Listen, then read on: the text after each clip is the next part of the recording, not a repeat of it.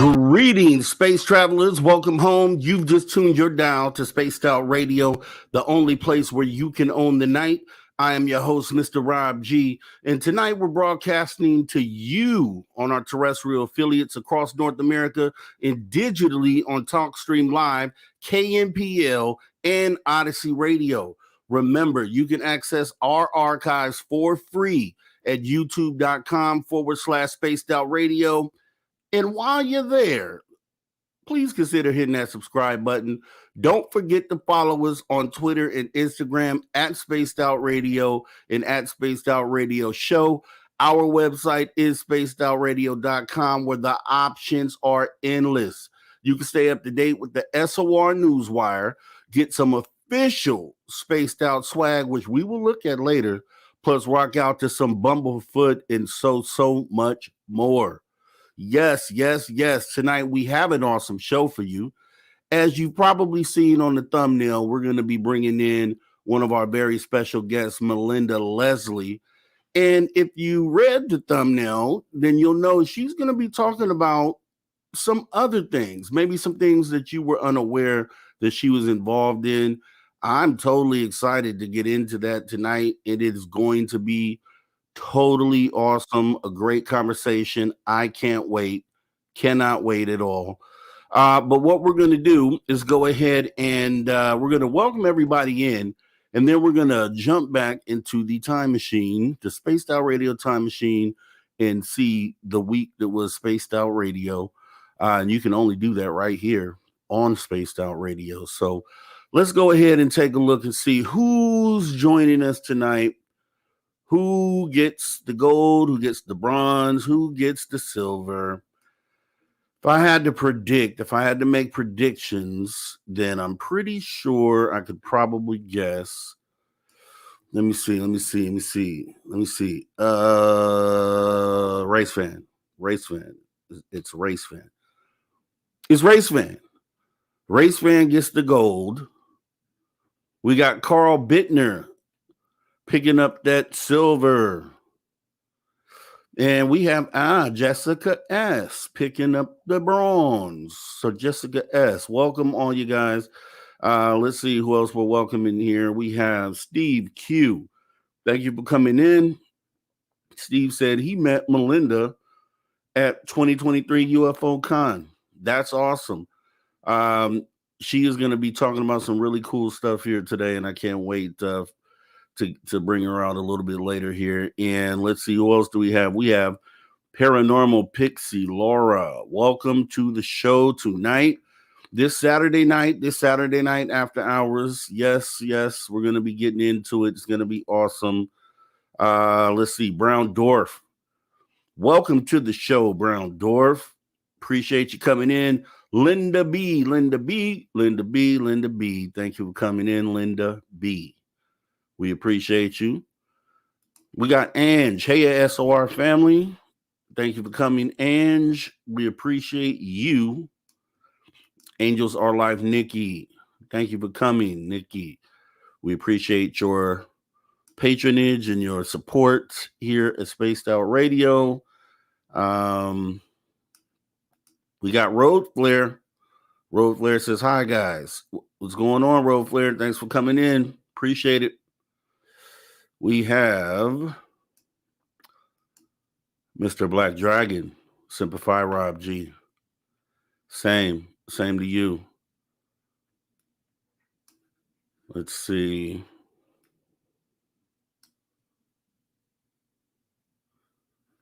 We have Lord Buckethead III. Blessings to all our wonderful people from the source. We got Wayne stepping in. We appreciate you coming in, Wayne. Thanks for showing up tonight. Spaced Out Radio After Hours. We have Lulu Bell. Hello, lovely people. Yeah, I love that. We have a bunch of lovely people in here tonight, including you, Lulu Bell. Thanks for coming in. We have Little Cam 51. Thank you for coming in. Thank you for supporting Spaced Out Radio and what we do at After Hours. Let's see. Oh, okay. Yeah. We got the Dogman UK, the BS Watcher. That's my guy right there, Rob G. True Speaker. Hi, chat. How? We have Laura Lobbs saying hello. Hello, Laura Lobbs. Thank you for coming in. We have Kay Clark. Thank you for coming in. Thanks for joining us tonight. We got Jerry Lahane. Hi, Jess. Thank you for coming in, Jerry. And it's like we're almost to the bottom of the list. Susan Alloway. Thank you for coming, Susan Alloway. Rain Cloud R. Good evening, everyone. Seems like a new name. If you are, welcome. We appreciate you coming in. We have Derek Galloway. Thank you for coming in. We appreciate you. Thank you. We got Slow Motion. Thank you for joining us. Okay, my guy, Magneticus Attractus. What's up, all? Thank you for coming, Magneticus. We appreciate you. Big Logic. Okay, it seems like a new name. Saying, what's up, everyone? Thank you for coming, Big Logic. Thanks for joining us. Yes, and the Susan Alloway is saying here, happy Veterans Day to all the veterans out there. We definitely appreciate your service. I can't even put words out to let you know how much we appreciate it.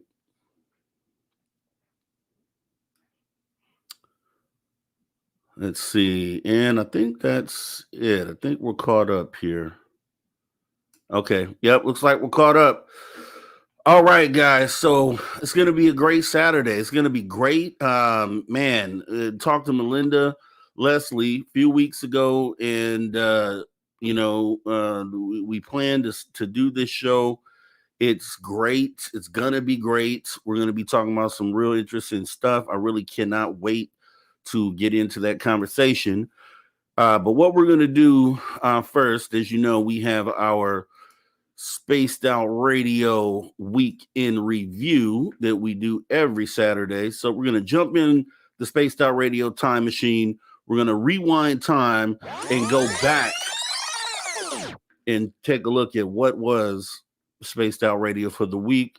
You guys enjoy. We had a lot of stuff happen this week, and we're going to be covering that here. So let me go ahead and convince you that there is something more out there, whether it's God, whether it's just, what people call source, maybe it's aliens, whatever it may be. What convinced you that this short time we have on Earth is really just for the physical body and not the metaphysical soul? It was a process. I, of course, grew up in the science community and was raised an Episcopalian. So I was taught, for one, that reincarnation doesn't exist, and that was ingrained into me until I read a book by Dr. Brian Weiss, Many Lives, Many Masters. And this was many years ago. He wrote the book in, I think, 1988. And I looked at it and I thought, boy, there's something here. I'm not sure I'm convinced, but there is something here. And then the more I looked, the more I searched, the more near-death experiences, out-of-body experiences that I read about, the more channeling that I ran into, the more it pointed in one direction. This couldn't possibly be an accident.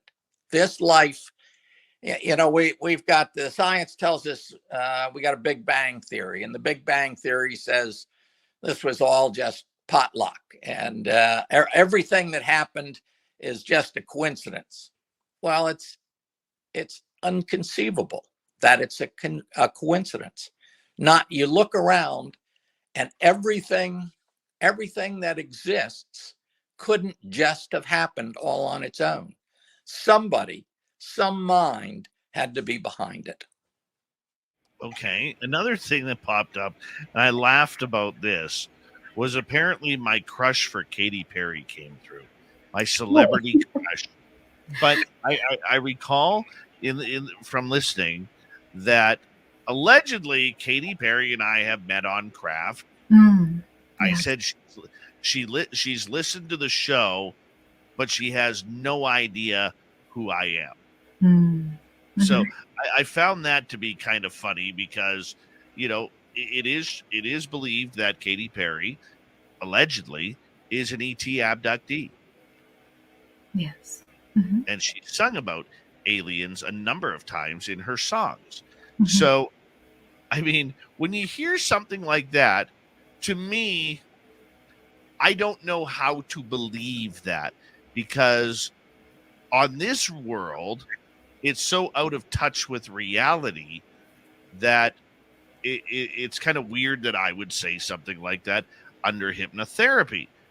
But if I look at it from the grand scape, who knows what happens and who you're meeting up there, because it's the groups that choose their people. Exactly.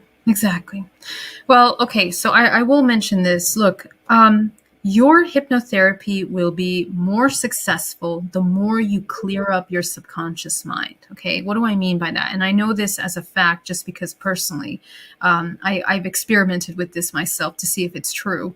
The more that you clean your mind from radio, television, all these things, the more pure your channel becomes. The more you manage and master your emotions, the more pure your ability to discern and your intuition becomes. Okay, in these. So one suggestion I will give people, if you're considering having a hypnotherapy, do the shadow work to clear up all that junk that's there. Okay. Now, I know Dave, I know he does a lot of work internally, and I know he doesn't have a lot of that stuff in his mind just floating around. So the way that I access this information with him, I really felt very strongly. And I mean, even I had completely forgotten about that. But when you bring it up, like, I remember the flash of the image of you being in the craft with her. Like, that's super vivid to me. And so this is the thing where we have to understand, what happens in these dimensional planes, in these alternate worlds. We can't really reason with our human mind. But we are more deeply interconnected than we know. Okay. You just brought up a very good point there. What is the secret? in Science Bob's opinion, because I know you have to be careful when you talk about subjects like this due to your own NDAs. Okay. But what is the secret that we are missing out on as a UFO public? Well, Never mind the mainstream people, just the people who understand that there is history here. Let's just take every single thing that Richard Dolan wrote in his 2 books about UFOs and the national security state. Everything, the history behind it, everything.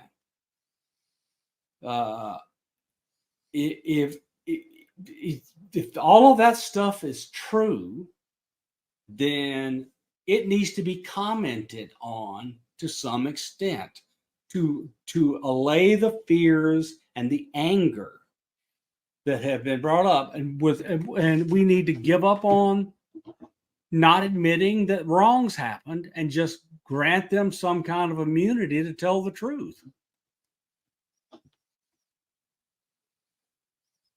The facts are, we the United States, nor the world for that matter, can afford to have the institutions that did the worst violations destroyed. We can't make it in this world. I mean, look at Putin, Xi, Iran, and North Korea. We need the Department of Defense to be strong. And you can't destroy it by bringing up stuff that was done when everyone felt we were going to be a World War III nuclear war with the Soviet Union in 15 minutes for covering up everything they covered up by whatever means they felt was necessary. I mean, right after World War II, the level of paranoia and fear was out of sight. It was rough. What questions are we missing that we as basic human beings are not asking? Dave, I see it in 2 forms. We can ask a constructive question or a destructive one. We will get an answer either way. But a constructive question generally starts with a what or a how. What do I do to solve this problem with whatever? How do I fix this issue about whatever? It's constructive of its nature because the universe says, oh, I can help you with that. Listen up. And the answer will come at perhaps when we're least, and again, it's not a thinking process, it's a listening process. So we tune in, quiet the monkey mind, and listen for the response. And I know in my case, sometimes it will come straight away. Sometimes when we're, hey, like I love doing the ironing, and that zones me. I'm weird, I know, but it zones me out. But the mind is sort of not engaged, and it's times like that you've asked a question before, and you go, oh yeah, oh I got that. That's cool. But the destructive question generally begins with a why. Why can't I get this right? Why does this always happen to me? Why do bad things happen to me? And the answer to the question is, why does it? Because it needn't. So you have to ask the right question. Ask a constructive question, a what or a how or a where, and then listen for the answer. Yeah, no kidding. I mean, it sure makes you feel small. I mean, considering, I mean, you guys have a lot of things that could kill you down there. Yeah. You know, crocodiles in the waterways, bull sharks, other types of sharks, and whatever it may be. The spiders, the snakes, and everything that really, makes Australia a dangerous area in the wilderness. Yeah. But now you have to add in these dogmen and these yowies. Yeah.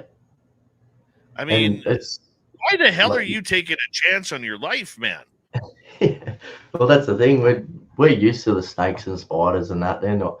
I hate them little 8-legged things. I hate spiders more than anything. I'd take on a yowie or a dogman before I have to have a big funnel web spider. Like our funnel webs over here, they bite you. You basically got half an hour to get to hospital, or your organs fail. You start hemorrhaging and that. Like, it's nasty. even the snakes, like I think we've got 8 of the top 10 most venomous snakes in the world, or deadliest snakes in the world, and then even like the sea snakes, which are even worse, we've got nearly all the most venomous ones of them too. Like everywhere you go, we've got box jellyfish that can kill you. We've got snakes, spiders. You don't even need to be looking for the spiders. You can put your boots on outside and get bitten by a funnel web, and you basically got 20 minutes to save your life, 30 minutes to save your life. Like, it's terrifying. And then when you know these creatures are out there, I think that's worse than what we knew about in the first place. And yeah, it's, at least with these things, I think if they got you, you wouldn't be there waiting for your organs to fail or that. If they wanted to get you, it'd be over pretty quick, I think. Very true. Very true. Yeah. Have you ever heard of any of these dogmen or Yowie encounters coming up against some of these larger apex predators down there? No, I haven't heard any stories about that. I can't remember what it was, but I remember someone talking about they actually heard at night, they reckon it was a group of Yowies and a group of dogmen fighting in Australia.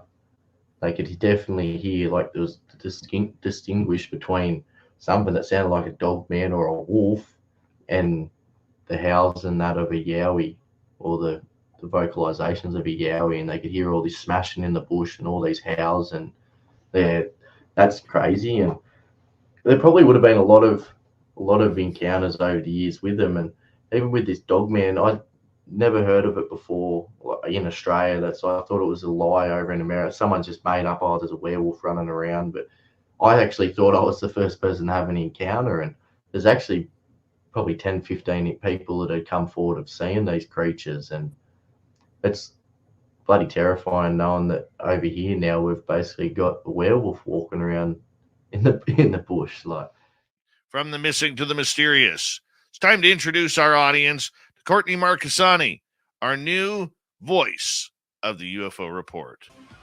Welcome to Spaced Out Radio, Courtney. It is so glad to have you a part of our team here. And I want to introduce you to our audience. I know you've been on this show before as a guest a couple of times, but you are somebody who I have to admit, I have a little bit of a UFO crush on because of the knowledge and the people that you work with regarding this subject. You're not somebody who's used to being in front of the camera or in front of the microphone. Most of your work is done behind the scenes. How did you get to where you are right now in the UFO world, where you are a voice of reason and knowledge regarding this subject? Well, if you would have asked me, 10 years ago, if I was going to be involved in UFO topics, now UAP topics, I would have said, you're crazy. I just wasn't in the field. I wasn't a ufologist. I had heard stories in my family about my dad's experience long time ago. In like 1963, he had lights come over his Corvair near our family farm, and his car stopped. The radio went dead, but I never thought that story was serious until I had my own experience with my daughter. We were out in Oregon in 2015. I was taking her to college at Southern Oregon University, and we had a very, very close encounter with lights that came down over my truck. The light flashed. It looked like some kind of flares or military exercise. The light came down right above our truck, hovered, and then split in two. And then from there, it just got even weirder and weirder. So I started to listen to Grant Cameron and started really digging into the topic, trying to understand what happened to us and what our experience was. And then ever since, I've just been digging deeper and deeper, and some of it has been synchronicity and being, a researcher into understanding the topics. And as I've been digging deeper and deeper, I've met the people in the field who I really like and trust, and who are accurate in their accounting and do good research too. So it's just been through perseverance, I would say, mostly. Well, you know what? I want to say a big thank you to you for coming on Spaced Out Radio here, because this is the first of many UFO reports with our new UFO reporter, Courtney Marcassani. She'll travel for UFOs. She'll experience UFOs. She's talking to all the big names behind the scenes to try and gather up the news for us here at Spaced Out Radio. Great job tonight, Courtney. Thank you very much for your time on the UFO Report. We'll talk to you in a couple nights' time. Wow, that is what I expected. That was amazing. Awesome week here at Spaced Out Radio, and we want to welcome Courtney. Last week, we lost a big part of the family, Tim Senor, who technically is still part of the family. He's just behind the scenes. He's no longer doing the UFO Report. But we do want to welcome Courtney in. Courtney did an awesome job last week, and we are glad to have her here as part of our Spaced Out Radio family. We are definitely making changes. Things are continuing to grow and evolve, and we are going to a place that you will not even believe. So with that being said, we went ahead and took a look at the SOR Weekly Review. Now what we're going to do is bring in our guest. You guys all know this guest, but she has some real interesting things that she wants to talk to you about today, and I'm totally blown away with the topic. So we're going to go ahead and bring in our guest of the night, and that is none other than Melinda Leslie. Hello, Melinda Leslie. Hi there. How you doing? How are you? Oh, Good. doing great. So glad to have you here at the After Hours for one, first time at the After Hours. So we talked, after I filled in for Dave and a few weeks ago, and you informed me of some other things that you were into, some things that you were that you wanted to go over, and I was like, yeah, let's go ahead and talk about that. So as you guys may have seen on the thumbnail for the video, Melinda dabbles in mediumship. And we're going to actually talk about that today. I think it's awesome. And we're going to go ahead and hear, where she's at in this and kind of hopefully get some great information on it. So if you wouldn't mind, you can go ahead and take it away, Melinda. What got you into it? And, where are you going with it currently? Where are you at with it currently? Well, oh goodness. Which part of that do you want me to start with? And the other thing is, I was sending you some texts and stuff, Rob. I hope you saw them. Last time I was on with you, I did about all the UFO sightings going in and out of the local military base. Yes. I do want to give an update because that's continued to happen. I've learned more about it. There's an investigation team now put together that's going to do some really cool expeditions and stuff to check out what's going on. But Okay. Tell me when it's good timing for me to give a review of that. Or should we go just ahead. get that out of the way? Yeah, go ahead and get that out of the way. Yeah, definitely. Okay. Well, I am on here, as he said, to talk about the paranormal and psi abilities and my mediumship. And, I jokingly said, I put out there on Twitter that I do more than UFOs and abductions and disclosure stuff. And I have this whole other life where I do readings every day and know quite a bit and have learned quite a bit from those that have passed. And I do a lot of deceased loved ones, that form of mediumship, as well as general life readings. So like I said, we'll get into that. And I think you had said just 2 seconds ago, if my memory is correctly, that you wanted to know like how I got into it and stuff. So I can do that. Sure. But first I'll go into this update of what we've been seeing. Now, hopefully a lot of your guests heard me last time I was on with you. And if not, people, I'm sure it's up there on, on YouTube or whatever, or in the archives for the show, and you can watch it or listen to it. I mean,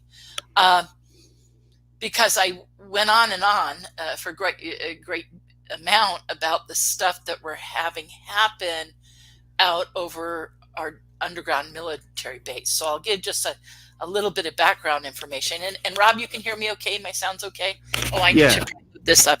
Is that better? There you go. Yeah, I know you're always telling me pull that mic up. Some shows I'm too loud with it, but it just depends on everybody's different, system. Okay, so I do my tour and take people out with military night vision goggles. And starting on I thought the 28th, but now I've had some people tell me, because I called them and informed them, that it was actually start on the 27th of September. We started to see some very unusual stuff. Now, usually on my tour, right, it depends on the time of year and everything. Right now, my clients meet me at 5:30. We get out to the viewing location by 6. I'm going to do half an hour, maybe 45 minutes of talking all about what you're going to see, not going to see, all about how to know if it's, how to rule out planes, drones, satellites, a lot of information on satellites, and planes, and how to know, and stars and planets, and how to rule out all the known things. And I also get into some of the current disclosure stuff. I update people on some of the stuff going on with that. A lot of my clients are very new to it. Anyways, that's a whole nother story. Like how much, people are not being informed. There's not media attention. And so people don't know what those of us in the community are following. Very few, I'm like 1 in 100 of my clients knows anything about it. It's really very few. And so I'm often having to inform them a little bit about some basics, and get them to watch the the Grush and pilot, testimony, and pilots and Grush testimony, and the hearing. So I'm always twisting their arms and stuff to do that. But okay, so we have signs and stuff, and what started happening on the 27th, and back in September and October, my clients, we went out a little bit later because it was getting dark later, and so we were done at about 9:30. And what started happening on the 27th, 28th of September is at 9:30 we were seeing these big amber lights come up. And hopefully people have maybe heard about Bradshaw Ranch. If they watch the Search for Skinwalker, TV show on History Channel, they had a spin-off show called Beyond Skinwalker. I'm sure everybody in here knows about that. And Beyond Skinwalker did 2 whole shows, because they started to go to other locations other than Skinwalker Ranch, which of course is in Utah. And so to go to these other locations, other similar ranches, and then they did Chris Bledsoe's story and other things. So, but they did 2 whole shows on, here in Sedona, we have our version of Skinwalker, which is Bradshaw Ranch. So they did 2 whole shows on Bradshaw Ranch. You guys, I highly recommend you watch these, particularly the second one, because the second one, they got all this physical evidence about the existence of a deep underground military base out here under some of our canyons. And if you've been to Sedona, or if you're familiar with the area, we're talking Secret Canyon, Long Canyon, Boynton Canyon, Loy Canyon, Fay Canyon, Wilson Canyon, and Sycamore Canyon. Those are like feathers of the same system, just like my fingers are doing right now, and so they're all just side by side. And so Bradshaw Ranch, and what we would call here our Enchantment Resort, is one of our 5-star resorts. Very, very shishi, very, very high end. Famous people stay at it. And that's the entrance to Boynton Canyon. That and Bradshaw, which is maybe less than a mile from there, half mile from there, those are considered to be right over kind of pretty much the middle of this thing. Now, it was long researched by veteran researcher Tom Dongo, and who I just was speaking to right before coming on the show. Actually, while you were starting, I was on the phone with him, and I was earlier today to give him an update on stuff. He investigated and determined, as well as other researchers, that there is an underground base entrance. If you've been to the area, we have near us, we have the town of Cottonwood, Clarkdale, and then Jerome on the hill. And but right outside of Clarkdale is this cement processing plant, limestone processing plant. So it was long theorized or researched that was, and Tom Dongo had interviewed security guys that worked there in the middle of the night and told him some things that, about the fact that there's this tunnel entrance there. Well, that goes straight from there, and in a direct line, it ends up going up under an area called Black Mountain, So it goes through under Clarkdale and then Black Mountain, and then stretches further under Bradshaw and under Kastner Mountain and out to Secret Mountain. And they covered this on the show, and they hired an outside company to find the tunnels using a variation on ground penetrating radar. I don't remember the exact name of the technology, but if anyone saw the show, they might have known this. And again, the TV show it's called Beyond Skinwalker. Okay, so this is the second show on Bradshaw where they found this tunnel, and at one point, one of the head guys with the Skinwalker team says they hired this outside company to do this ground penetrating radar, and this company, Rob, they had no dog in the fight in the game. They didn't care, they just did their work. And so they turned to him and said, what percentage of certainty are you, because they found this long straight tunnel, and they said it's 50 feet wide and goes from the cement processing plant all the way to Secret Mountain, and that would place like Bradshaw nearly in the middle of it.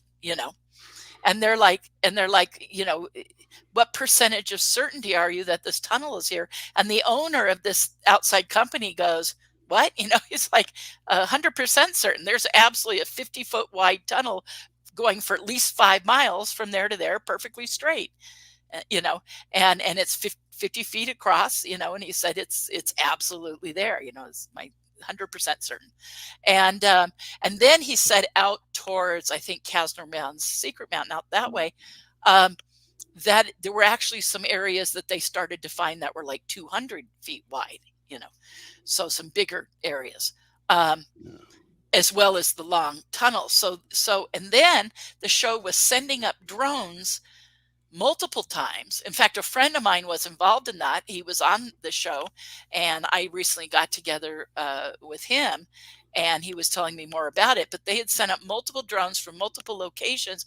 There's nothing official about that area being any restricted airspace. It's not on restricted airspace maps. Not currently. I should preface that because I happen to know some back history, but not currently.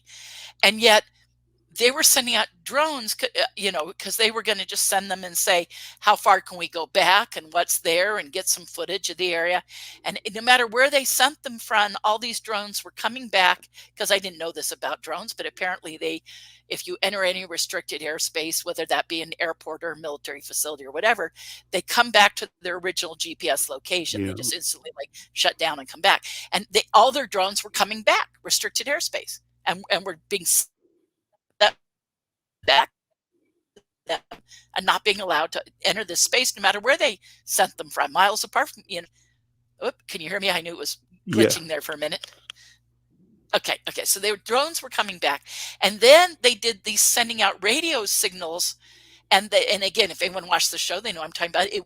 Those were bouncing back, and it was clear that it was their own voice. So someone was not only not letting all these various types of radio and electronic wave signals they were sending, I think, on a variety of pieces of equipment, but they were saying it was all coming back, and it was coming back like everything they were saying in that office, or it was probably a trailer, everything they were saying, or motorhome, but anyways, everything they were saying right there was bouncing back to them, as they're getting a constant repeat on their stuff. So, and again, I tell people there's nothing out there. When I say deep underground military base, you can hike those trails. There's no sign of anything, and once you get beyond where we have what we call the Pulaski and Hunanki Indian ruins and Bradshaw Ranch, right near there are a few other ranches just on this side of some mountains. Once you get beyond those hills and mountains, there's nothing. There is an area called Sycamore Canyon. It has a couple of ranches in it. But as soon as you get past those original few ranches, you really get in an area that's this deep, cavernous, mountain, steep terrain, rugged, rocky territory, thick pine forests, and when you look at Google Earth, you go, there's nothing. It's very rugged. And yet that's, where this is supposed to be. So I always tell people, if you kind of think it is, if you did Bradshaw in the middle or Boynton in the middle and said, if that was the middle of of 5 miles, like right in the middle of a 5-mile stretch. And then you made a triangle, like going straight back 5 miles, like, so a triangle that was 5 miles on each side. That's kind of what they were saying on the show. Like, that's the restricted airspace. That's the location of the base. And, I don't know that anyone knows, unless you work there, how big it actually is. But, and that tunnel coming from the cement processing plant, what Tom Dongo interviewed some guys who work security there, is they said in the middle of the night, like, this might have been years ago, but he interviewed more than one, is my understanding. They said in the middle of the night, semis would come in, go towards the back of the property, go in one of the buildings in the back of the property. The guards would never see it come out. They'd go back there later, do their security check, go in that building. There's no semis. So they knew that the semis were somehow going down. And now I've heard a few stories of black SUVs with dark with tinted windows and black Jeeps appearing out in our canyons to people hiking and stuff, seemingly in the middle of nowhere, or following a group of people who then later, when they didn't hear it, turn around and it disappeared. And they're like, there's no place for it to go. If it had pulled away or started driving the opposite direction, they would have heard it. So clearly there's these openings. And then I know I've actually heard a story just recently of like a garage door thing opening up, a guy seeing the black SUV. When he turned around, he was stopped by the guards, thrown out of a canyon area.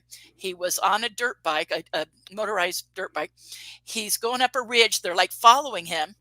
He realizes after a while he's not hearing the car. So he turns, and he's way up on a ridge, so they didn't see him. And the car, the black SUV with tinted windows, had turned around, and there's this like garage door, like a lean-to up. The truck goes into it, quickly goes steeply downhill into a black hole, in black hole. And then this thing comes down, and it's covered with bushes and dirt, like the natural terrain of the area. And this guy, and a friend of mine knows this guy is like a friend of a friend. And this good friend of mine said, this guy will talk to you. And I said, I need to record his story. We need to get it on camera. This is, amazing. And then 3 years after that happened, in our local Walmart in Cottonwood, he had a full-blown, very traditional MIB experience with guys in suits, sunglasses, pasty looking. I mean, very traditional MIB experience of these guys approaching him when he's in Walmart. I think that's hysterical, given the whole people of Walmart thing, And you have these guys in suits and sunglasses, like, people are going, oh, that's weird, Right.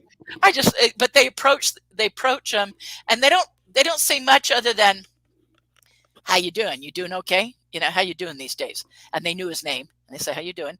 And they said, we just want to make sure you're okay, like that. And so it was kind of a veiled threat thing. And it happened 3 years after that experience of when they had stopped him out in the canyon, and when he had seen the truck go into this thing. And anyways, we know where that is.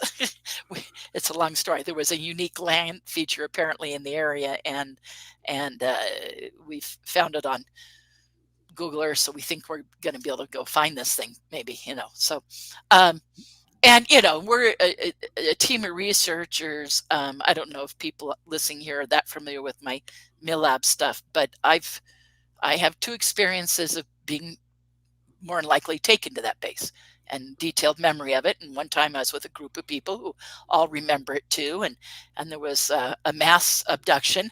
And 2 years after the event, I met somebody here in Sedona who shared an experience with me, wondering if I'd ever heard anything about it.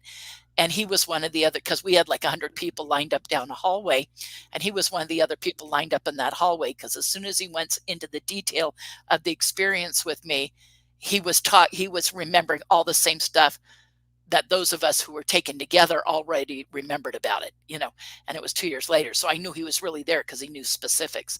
And so not only was I taken with a group of friends who remember, but 2 years later, here's a stranger I meet who's sharing a unique thing, that three such military abductions he had while he was living here in Sedona. And one of them, when he knew the date, it just happened to be the same date of our experience. And like I said, I didn't say anything about our experience. And I felt like it was someone telling me my story, like I hadn't said anything to anybody at that point. This was 2 years after the event. I hadn't even been public about it or anything, to the best of my knowledge. But here, this guy knew, he was sharing it like what he remembered. It was the same thing. So all that's a lot of detail I'm throwing out. But the point being, there's this evidence for this, and then the TV show got the tunnel, got the drones, got this, the various signals coming back to them, it's being sent back to them and bouncing back. And so you go, okay, this is there. And then there's so many accounts of people out hiking in our canyons being stopped by guys all in black, Kevlar vests, combat boots, M16s. This guy, the same guy that had been threatened, they had thrown him off his dirt bike and pushed him to the ground and put a gun in his chest and said, "Stop, don't move, and what are you doing here?" And he was kind of a young kid, so they were just kind of scaring him. And then they said, "Leave and don't come back." And it's when he left and he was up on this ridge that he didn't hear the car, and that's when he turned around and saw them go into this opening, that he described like a lean-to or a garage door, but it was obviously, when it lowered, it was very camouflaged.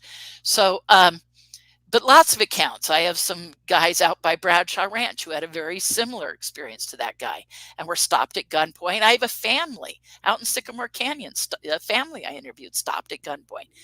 So it's like, just story after story that I've heard, that researcher Tom Dongo has heard, that the owner of the Center for New Age, I'm in my office there, that she's heard over the years.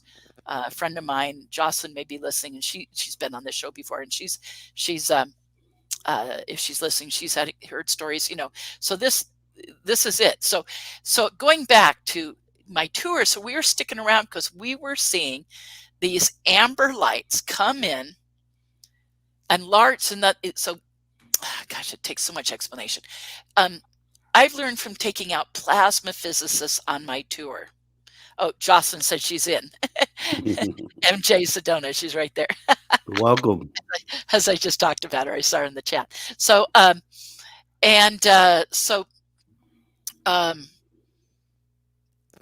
was I saying? It takes so much information; it's hard to just tell simply. But I've had plasma physicists come on my tour and say, when you're seeing the amber, you're seeing something give off a huge energy signature, so massive it's ionizing the air around it. And so in the lab, they know they've achieved plasma when they get amber light. It's called amber light. So that means anything gold, orange, or red. And I'm always explaining all this in great detail to my clients. As part of my opening stuff, when I take people out, I spend 45 minutes or at least half an hour on all this detail, so they know what they're seeing and they know what the significance is. And so, in the lab, you get amber and then a lot more power. After it goes gold, orange, red, you then get shades of blue, and then it's like 50 times more power. And then for blue, and then you get 50 times more power again, you'll get green. So when people see orange, red, blue, or green in their UFO sightings, what you're seeing is something ionizing the air from a huge, massive energy source, bleeding such a huge electrical field or such a strong, power field, it's actually ionizing the air around it. So you're getting ionization. Right. And so we're seeing ionized lights, craft, but with such a big field effect, we're not seeing hard edge from the distance we're seeing from Cultural Park, where I normally have my tours. And then a couple of nights we were going out to a paved parking lot that's a trailhead that's kind of halfway between where I normally take my people and the hills where we're seeing stuff come up. So we were going out there to that paved area and getting like half as much closer.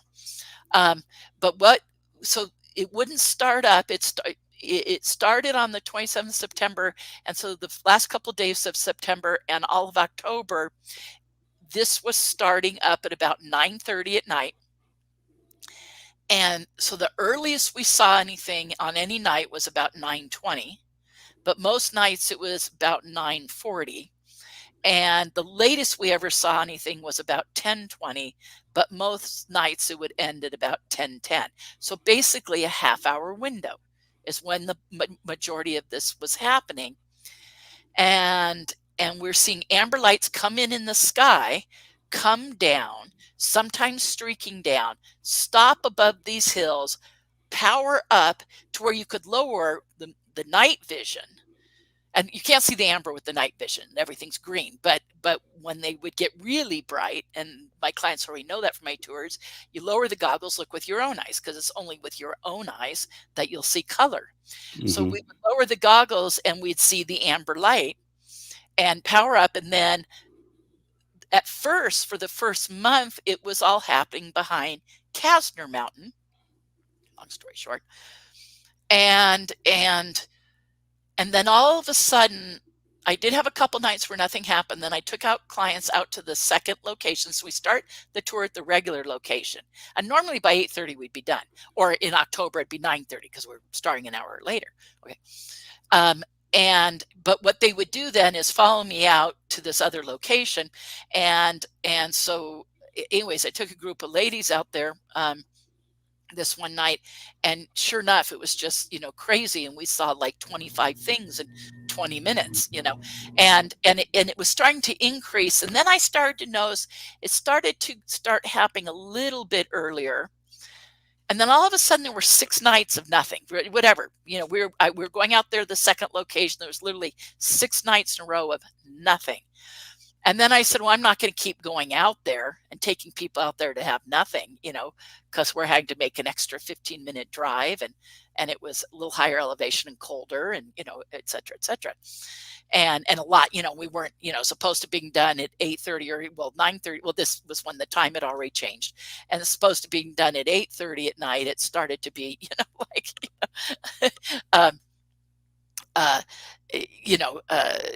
having to be out with them till like 10, and it was making a late night every night for me and my clients.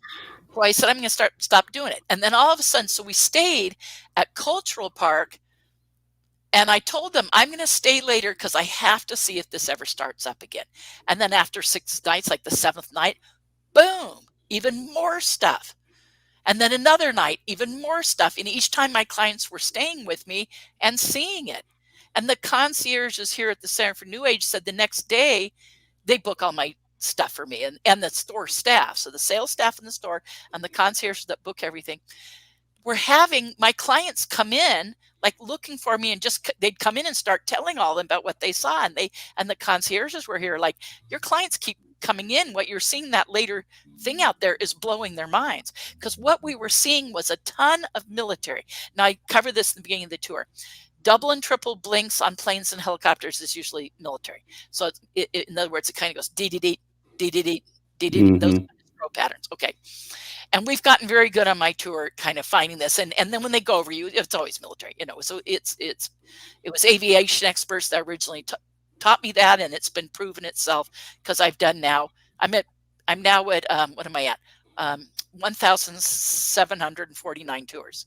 It's kind of, it's proven itself. I always tell people, trust me, I've done this a few times. Okay? To say the least. But so this is going on, and there's all this military hovering over those hills. Now, you remember, because I've had my clients say, well, certainly there's an airport or runway. I said, no, look it up on Google Earth. It's rough mountain, rugged terrain and pine forests and jagged, it's nothing. Right. Nothing. I'm like, it's a whole lot of nothing. And you just go, what, and then they'll see this swarm of military come in. And then after doing it enough nights, because this has been 40 days of this stuff. Now, again, I didn't go out every night, but I've done the math. I think it's about 25, maybe 28 nights of seeing stuff out of like 42 possible days. I think we've seen stuff 28 out of 42. And there were some nights we either just didn't do it, or it was too cloudy. And then, of course, there were some nights where nothing happened.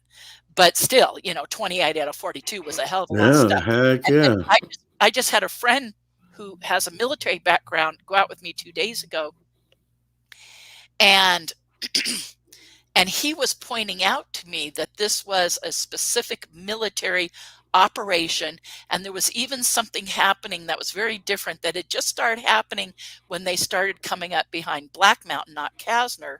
And these are miles apart from each other, so these are different openings of the space. They must be that are miles apart, but part of the same base. But they were coming up behind there.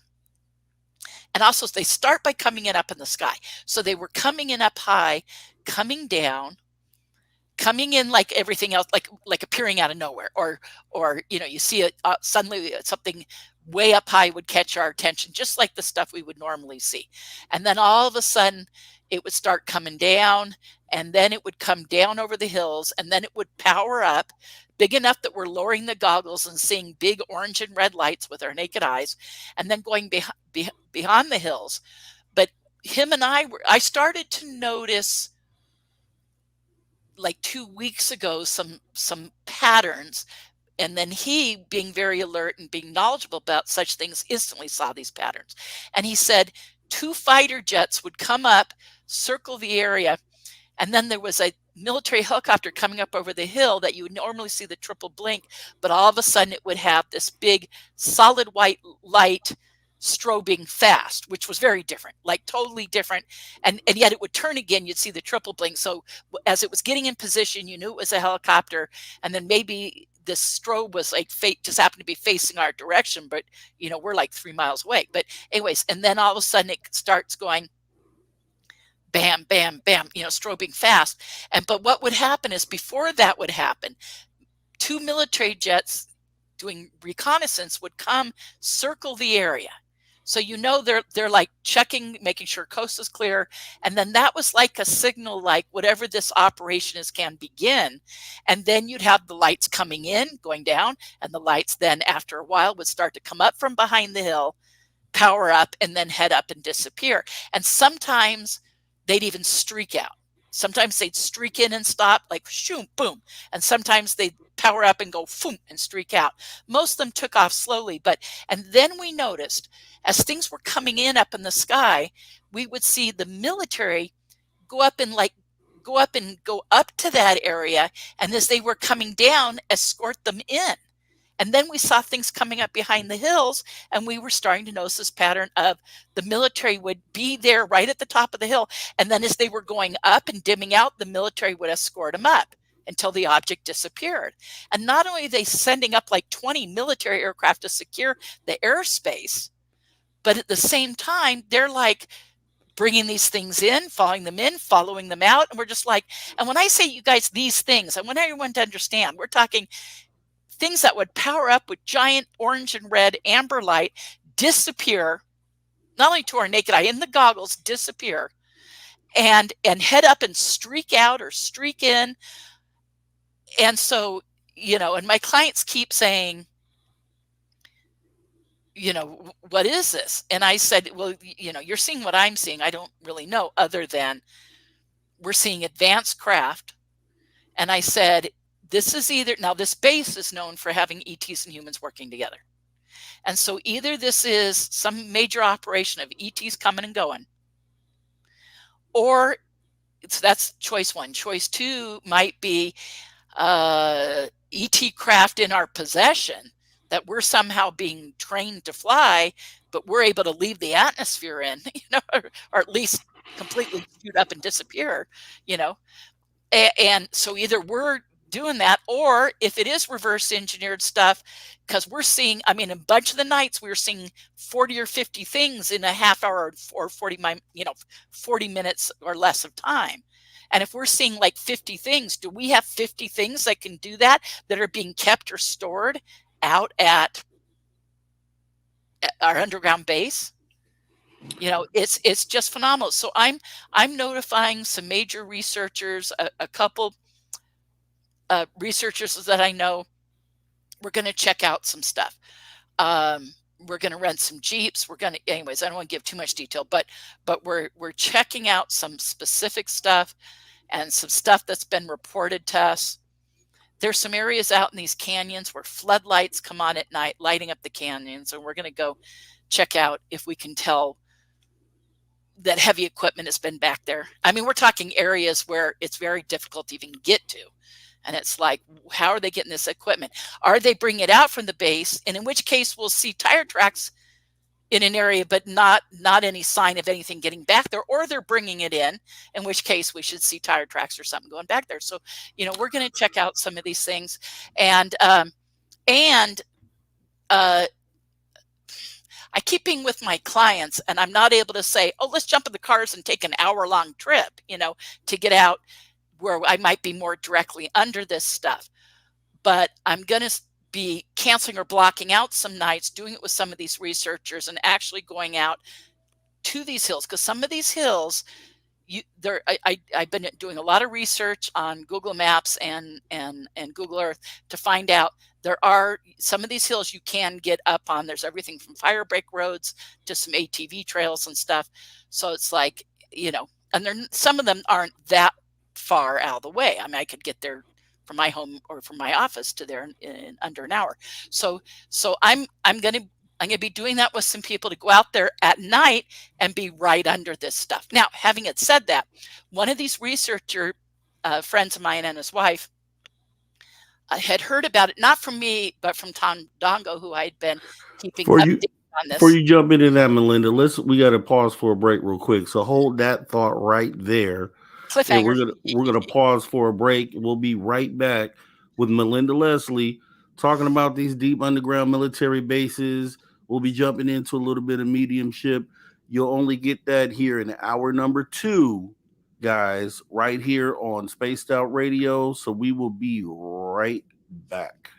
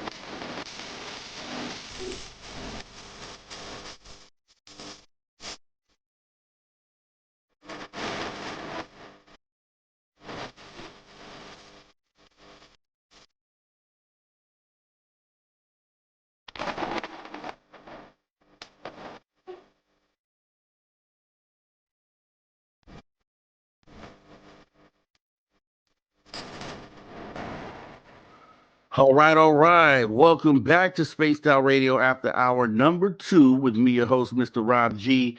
And we have our wonderful guest, Melinda Leslie, joining us tonight. And what I want to do is talk to all you space travelers out there real quick. So you're already a space traveler. Consider taking the next step and join the club. That's right. You can join our SOR Space Travelers Club for as little as $5 by joining our Patreon. And you can get some official Spaced Out swag at spacedoutradio.com, which we will be looking at a little bit later on tonight. So we're going to go ahead and jump back in, Melinda. I know we were talking about the deep underground military bases outside of Sedona. You were jumping into another part of that story, and you can pick up where you left off. Oh gosh, I'm trying to remember what exactly I was saying because I've been texting with people right before we broke. Yeah.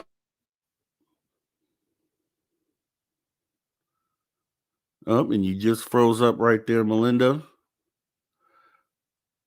So one thing I will say is that with these occurrences, these accounts that Melinda's talking about, we know if you have any belief in Bob Lazar or the things that he says about S4, Area 51, a lot of the same characteristics, a lot of the same sort of activities that Melinda is mentioning are known to happen over at Area 51. The security presence, the way that they just pop out of nowhere. And I've been out there, and there's a lot, there's some hills, but for the most part, it's pretty flat out there. And these, what they call camo dudes in these white Ford Raptors, they pop up out of nowhere. They've been known to hold people at gunpoint. There's many cases of that you can find on YouTube right now. And like I said, they just pop up out of nowhere. A lot of the activity that she mentions, some of it sounds familiar to what John Lear and Bob Lazar mentioned seeing outside of Area 51 on a certain night. So a lot of the same characteristics. Then to go even further, Bob Lazar, which we'll see in that film coming up from Luigi Venditelli, that S4 apparently was built into the side of a mountain with doors that raised up that camouflaged the terrain as well. We know for a fact with missile silos, things that we know about missile silos, underground bunkers, we know we have those for sure. So we know that they're building things underground. So with that being said, we got Melinda back here. I was just going over the fact that a lot of the stuff that you mentioned lines right up with like a lot of the stuff Bob Lazar has said about his experience at Area 51. A lot of the security presence, the pulling guns out on people, the cars that camo dudes that pop up out of nowhere in the desert, and then the S4 where you had the hangars camouflaged into the sides of the mountains. Yeah. So makes a lot of sense. It lines up with everything that you're saying. Oh yeah, yeah. And so many people out here hiking, that's what Sedona's most known for is our beautiful scenic trails, red rocks, and and hiking and jeep trails and stuff. And people out hiking get stopped by these guys all the time. I mean, you could hike a trail 100 times and never see them, but if they have one of the openings or something going on, they'll stop you. A researcher friend of mine goes out to Bradshaw quite often. He's learned he parks away. Now, of course, they have sensors and stuff out there. And I told him, and other researchers have told him, like, there's no point for you to like hide your car, around a bend or where trees are and stuff, because they know when you're approaching the area. But anyways, okay, he does that, and then he goes. I won't say where, because who knows who's listening. But he goes in a place where he can see the property at a distance. And he'll go out there, and these guys will show up either in a black SUV with tinted windows, wearing all black, or wearing camouflage. He said a lot of times they are wearing camouflage, so clearly military. And if he's out there at night, he says they'll enter the property with night vision. They're looking around. They're not using flashlights. They're like using night vision. But he said they're looking around like they're looking for him, maybe, and they'll search the property and then they'll leave. Now, Bradshaw's an abandoned houses. There's nothing there. There's a fenced area that there's a growing experiment with the University of Northern Arizona. And that's a tall fence area that you'd have to scale a giant fence to get. You can't, there's no reason to. But where the ranch buildings and stuff are, technically, there's kind of a field fence around it, loose barbed wire, but part of it's down. So anyways, I don't get myself in trouble, but okay, let's just say people can access the property. Okay. But these guys will come on and they go through the gate. So they have, there's a big padlock on the main gate, and they'll open that and they'll go through and they're looking around, and then they leave because they're not finding him. And he waits, so he's learned to do this from a distance. My understanding is he's caught this on camera too. So I'm like, I need to see that, I'm getting all sorts of stuff from different people. Oh, going back to the story I left off with was the nights that we're seeing stuff out there come behind Kasner, and we're going to a place that's really only less than a mile away from that hill. So we have a great view. We're up high. It's nice and, clear. But that hill to the left of it is a valley, and that's right where Bradshaw is. So if we're under a mile from the hill, half mile, maybe 3/4 of a mile, I'll say mile from the hill, then it's only like another half mile, like a mile and a half exactly to where Bradshaw is in this valley.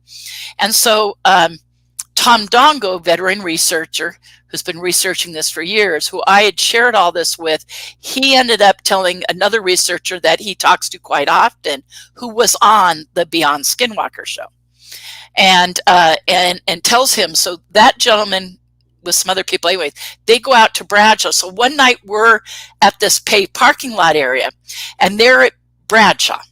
And so and I didn't know that, but they were out there. Now, he said they were seeing the stuff come straight up from behind the hill, just like we were.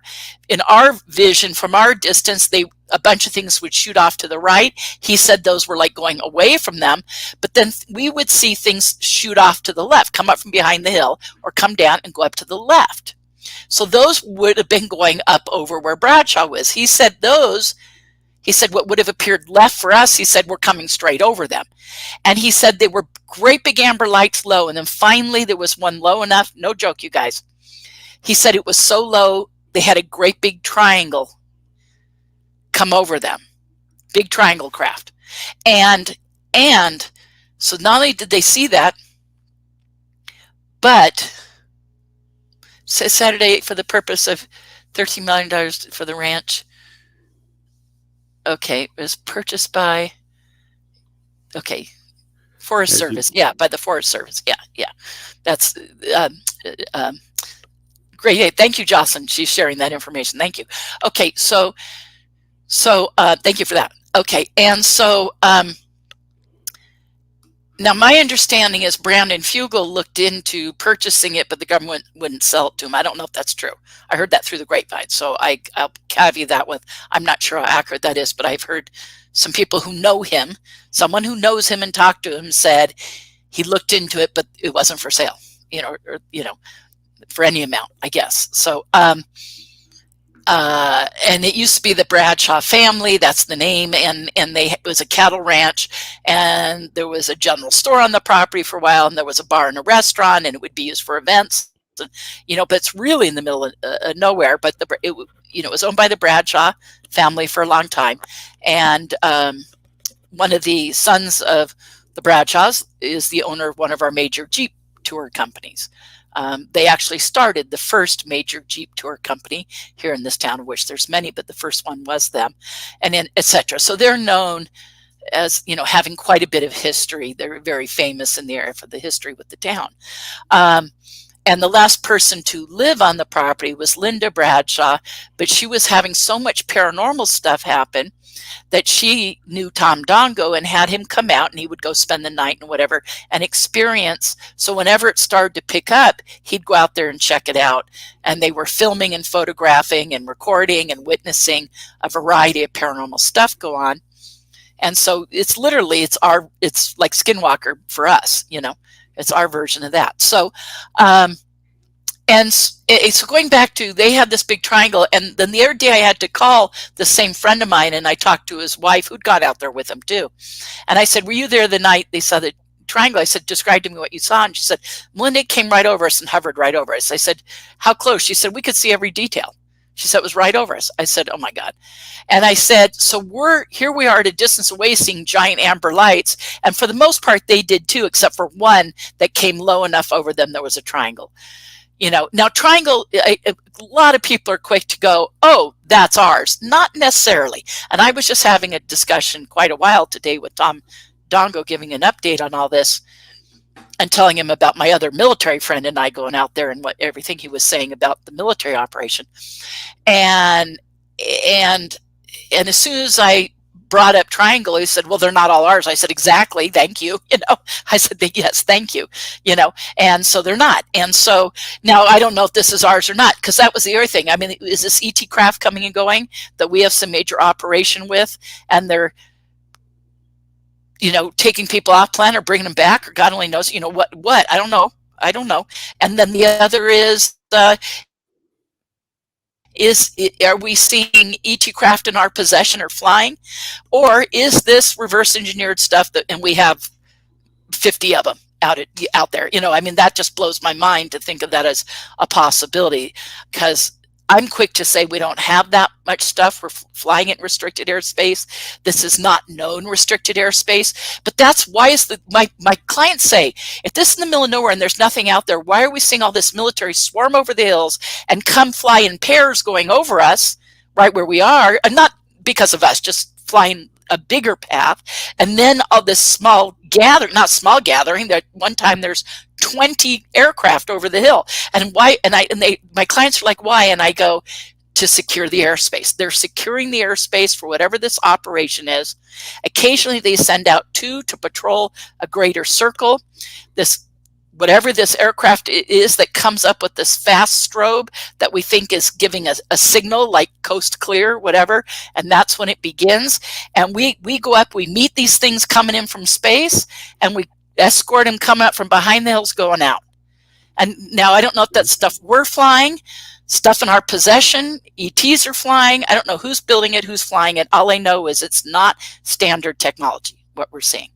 It's, you know, highly advanced stuff that's, you know, able to come and go, you know, from airspace to space and out of the atmosphere and back. And, you know, it's just crazy what we're seeing. And so it's a big operation. And that's why I'm saying, look, it's anyone go out there and see it. You know, anyone can go to Cultural Park, which is only 5 minutes from, you know, the center for New Age, or any hill away from the main lights of the, you know, downtown street, the big street lights, you know, and you'd see it. You know, now it helps to have night vision because you're only going to see it when it powers up, unless you go out really close to it, which is why I found these roads where you can get up on these hills.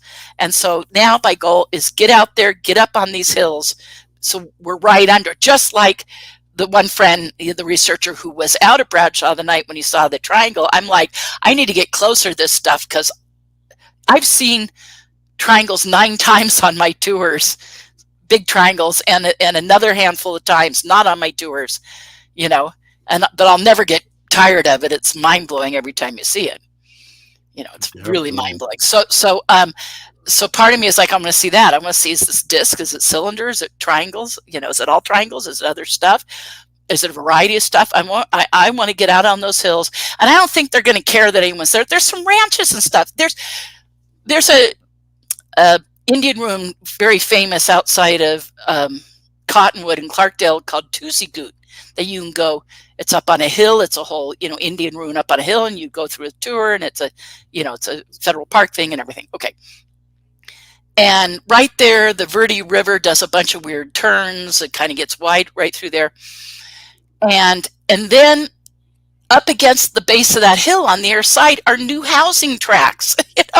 There's housing developments, and I want to go out and knock on doors and ask these people, are you seeing this stuff over you? Now, it looks to us like it's right behind the hill. I am prepared to get out there, especially if we go out there at night and realize it might be further away. Just so happens we have a deep, out in the middle of this whole area is this deep canyon. You guys, no joke, it's called Government Canyon. That's its name on the topographical map. Talk about hide in plain sight, And so it's like, I don't know if this stuff is further out like that. I don't think so. It looks really close. That helicopter with that big strobe was right over that hill. So, and I'm thinking people who live on the other side in some of those ranches, just one end of it, the other end goes back where it's more secluded and stuff. But it's just like, okay, this isn't that far from population, and obviously they don't care that anyone's seeing it. Whatever this is, it's a big operation, and they're going to do it regardless of us. Now they're just going to secure the airspace because I guess they want to make sure nothing unknown or no one else uninvited comes in, or foreign adversary or whatever. Who knows? They're creating a secure airspace, but they're not setting up roadblocks or anything, so I think they probably realize it's just far enough away. Most people don't look up. We're out there. Okay, both locations. One is a trailhead parking lot. When we've been out there have been other people out there with us, and I've tried to point it out to them. They don't want to look. They have no interest. We're saying we're seeing UFOs. They go, oh, really? Do you want to look? No. I'm not joking. We hear it constantly. A few people do want to look, and we've shown a few, but most of them don't have an interest. There's people camping now. It's kind of a long story I don't need to get into, but there's people camping at the place where we normally go. And again, we're sitting there seeing this, talking about it. There's another, I have two competitors with tours that go out in the same area within a couple of 100 yards of me. They're taking off before this is beginning. I don't know that they've seen any of this because they've not stayed till 9:30 prior to November 1st and until 8:30 since November 1st. Now, my military friend who went out said, I can tell you why they're beginning an hour earlier. And he said, and I said, well, there was about a 2-week period where it looked like it slowly switched to being a little earlier, and like it went from 9:30 to being 9, and then all of a sudden jumped to 8:30, and now it's consistently 8:30. He said, because this is stuff being launched out into space, they're needing an orbit.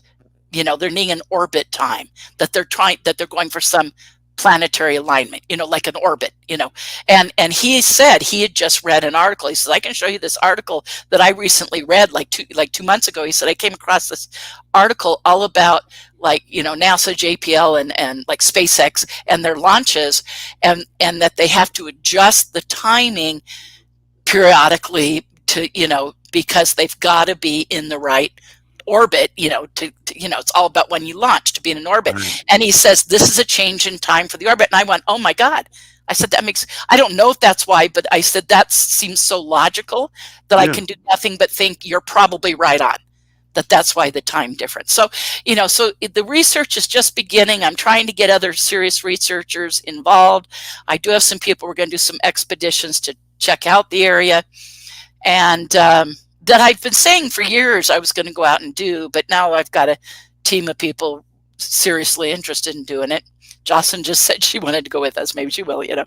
But anyway, so so we'll check this out. My military friend and these other guys want to do it, and it's something I think safety in numbers.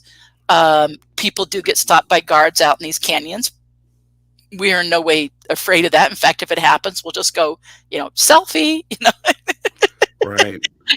No, seriously. But, I'd be lying if I said, it wouldn't be intimidating or scary. But at the same time, we would chalk it up to evidence. And if there's a group of us, we're going to have witnesses. So we're going to have witnesses. We're going to have a story to tell and evidence. I have a feeling the more people we take out there with us on this, like 2 Jeep expedition or whatever, that I think these guys are going to leave us alone because it would draw too much attention, And not only that, they may know who we are going out there. So, we'll see. Well, we're just putting this together. We're just talking about it. But I wanted to give everybody an update that we're seeing this stuff. It appears to be a military operation. We're seeing stuff come and go. It is defying physics, what we're seeing. It is creating huge plasma fields and the ionization. And the military is deeply involved. And this is, at first I was telling my clients this has got to be activity because of something going on at the base. Now I've moved beyond, it's, ET activity because of the base. And now I've moved into, this is a full-blown military operation going on for 40 days, So, and it was my friend 2 nights ago that really helped me wrap my head around and own up to that. I'd kind of started to figure that out, but he said, no, this is a military operation and they've got it timed and they're clearing the airspace. And he showed me the patterns of the flights and stuff, that they were doing. And it just took someone who kind of knew to look for that to, he saw it right away. Anyway, so there we go. I'll keep everyone on Spaced Out Radio, that's Dave posted on what we're doing and the results. Yeah, it's awesome to have you on the case on that. I mean, with the data that you gather and for you to I'm just there every night to see it. And I tell my clients, do you want to stay and see if we see this? And so we're staying at Cultural Park, except for, out of the 25 times or 28 times of seeing it, we went to the other location, like half of those, half of those we were in the other location, half we were at Cultural Park. And we see it just as well from there. You're just like a half mile or 3/4 of a mile further away. So but that's why I said I want to get out in the hills at night, which aren't that hard to get to. There's a big retreat center out there called Mago that I've been out to at night and had to drive back on some of those roads. And it's not even really that far. So I'm like, we could even go over where the housing developments are by Tuzigood and stuff, so you go, this isn't that far. And now maybe it is further out, maybe where the stuff is coming and going, even though it looks from our angle to be right there. I'm prepared to go, okay, because I don't know where they would be coming out if they were right there. So that kind of tells me maybe it is a little further. But just like being at Bradshaw, you can be under it. I think on being on those hills, we're going to, and up high, so you're up higher, you're right under it. If there's structured craft, I think we're going to be seeing it, And so, and then there are ways to get out even closer. There's this little town in the middle of nowhere called Perkinsville, and it's like, if it's that far out, but you can get out there. In fact, we were just saying in the chat, I don't know if people were reading it there, and Jocelyn was saying, she heard it's like 6 hours and stuff. Well, this one researcher I know who's been out there like 3 times says if you're going all the way out to the back of those canyons, he said it's 4 hours there and 4 hours back, and we'd want to take about 4 hours out there. So we're talking, meet for early breakfast, head out, and at least be coming back from Perkinsville, because then you're on regular paved roads and stuff coming back if it's at night, but try to get as much as we can in like a 12-hour day, kind of thing. And so it's totally doable. I mean, not even that big of an issue, but it would take, obviously blocking out a whole day to do that, which is what we're planning on doing. And we have some specific, things we're going to see. I can go ahead and say this.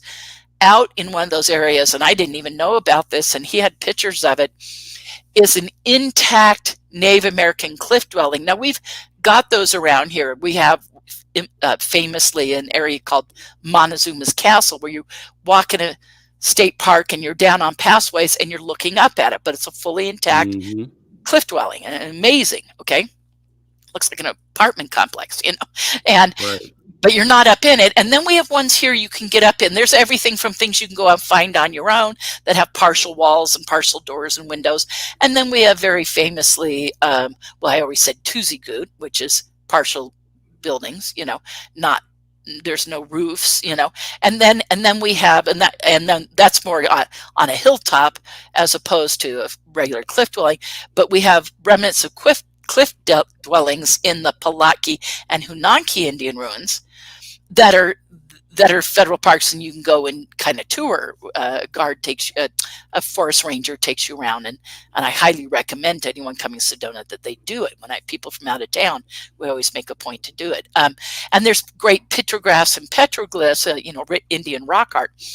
And but he was showing me pictures. This is intact.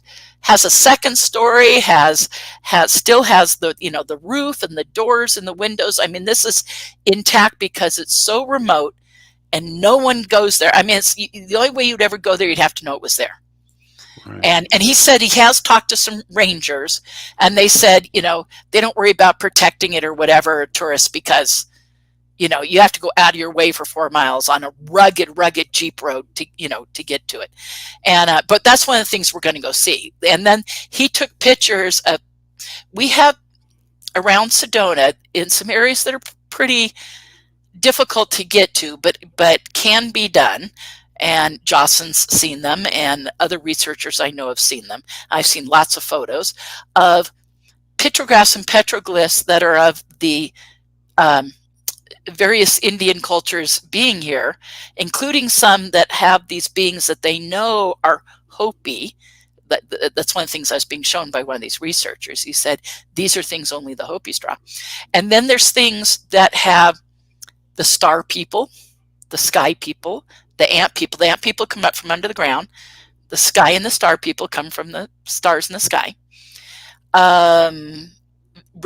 Representations of the various gods, which are separate and have certain headdresses and stuff separate from the star people, the sky people. And there's star people ones that the drawings of, when you look at them, you instantly go, mantis. It's got to be what they're drawing. You look at that and you go, oh, that's, at the very least, that's an insectoid, And then the ant people, and so they come up from the ground, they show those. And then there's drawings of things, because that whole area is known for Bigfoot sightings. A friend of mine's seen Bigfoot a lot out there now, started to photograph it and stuff. Okay, I mean, I used to poo-poo that until I got familiar with his Jay, it's Hoodoo Tall, who's been a guest on Spaced Out Radio. That's what I mean. So he's had repeated experiences with it, and leaving out food, and it started to give him an idea of like what food it likes. So now he's left out the kind of food it likes, and it's really wild. It's really wild. And another friend of mine set up trail cameras, hoping to catch it, except for they kept getting broken, So he said something's messing with the trail cameras, and that was Ron James doing that. And anyway, so this kind of stuff is going on, and what was I saying? Oh, but going back to the drawings and the pictures I've seen, there's also these drawings of things you look at it and you go, that's got to be Bigfoot. Everything from pictures of the big feet themselves to these big hairy beings, and you go, okay, that doesn't look like the bear or anything else. That's clearly a representation of Bigfoot. And so you've got the Bigfoot, you've got the sky people, star people, ant people, you've got the Hopi gods, and then there's also in these drawings, and I've seen lots of photos that both these guys have, of sloths, woolly mammoths, and saber-toothed cats. You guys, sloths, woolly mammoths, and saber-toothed cats, accurate pictographs in really remote areas. No one's going back in there and doing, I mean, the rangers know this is the real thing, of animals that haven't existed in the area in 10,000 years, meaning those drawings are older than 10,000 years. Mm-hmm. And so I'm seeing all these pictures of these, and I'm like, take me. Apparently some of them aren't that hard to get to. I'm like, so we're also going to do that as part of both. And this one friend showing me pictures said Jay's pictures are the ones, and Jocelyn knows I'm talking about the ones that aren't far from Bradshaw, but he actually also had pictures of ones out where this other area is 4 hours deep in, and they were even more mind-blowing. And I'm like, I gotta see this stuff. I got to see this. No wonder the military chose the underground base here. Now, whether it's a planetary alignment, a giant portal, it's probably all these things, or an area known for having the contact with the ant people and the star people. Like this was a gateway for them. And it just so happens, you go out to anyone who knows the Rendlesham Forest story and the receiving of the different coordinates, that Peniston was downloaded with his hands on the craft. Yep. Okay, and I know some people poo that, but one of those coordinates is here, and to the point where John Burroughs came and moved here for a couple of years. Peniston wanted to, but it didn't work out in his life, but John did, and then for personal reasons had to move out of the area, but he lived here for, I don't know, 3 years or something. I know he wanted to stay longer because they were like, we need to be here. This is one of the locations, Wow. And so you go, okay, what if it is, and something's going on right now. Now, I joked with my clients about, are they moving stuff out because of Schumer-Rounds amendment? Is that we're seeing as an operation to either hide stuff off planet or take it to another country or something? I mean, I joked about it.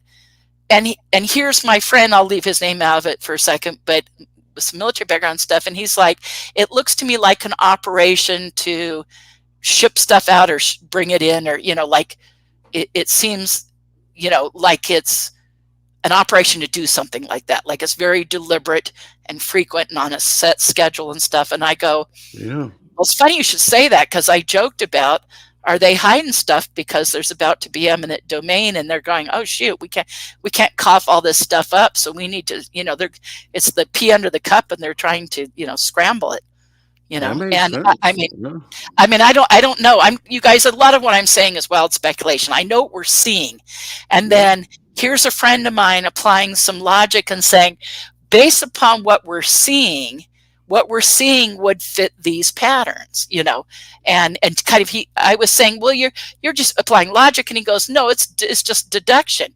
This is happening. That would happen because of something like this going on. And he knew that from his own military experience, and I went, okay, I actually went to bed that night after we were done and out there, and I ended up coming home and eating and stuff, and it was quite late, and I was sitting in my bed for a couple hours.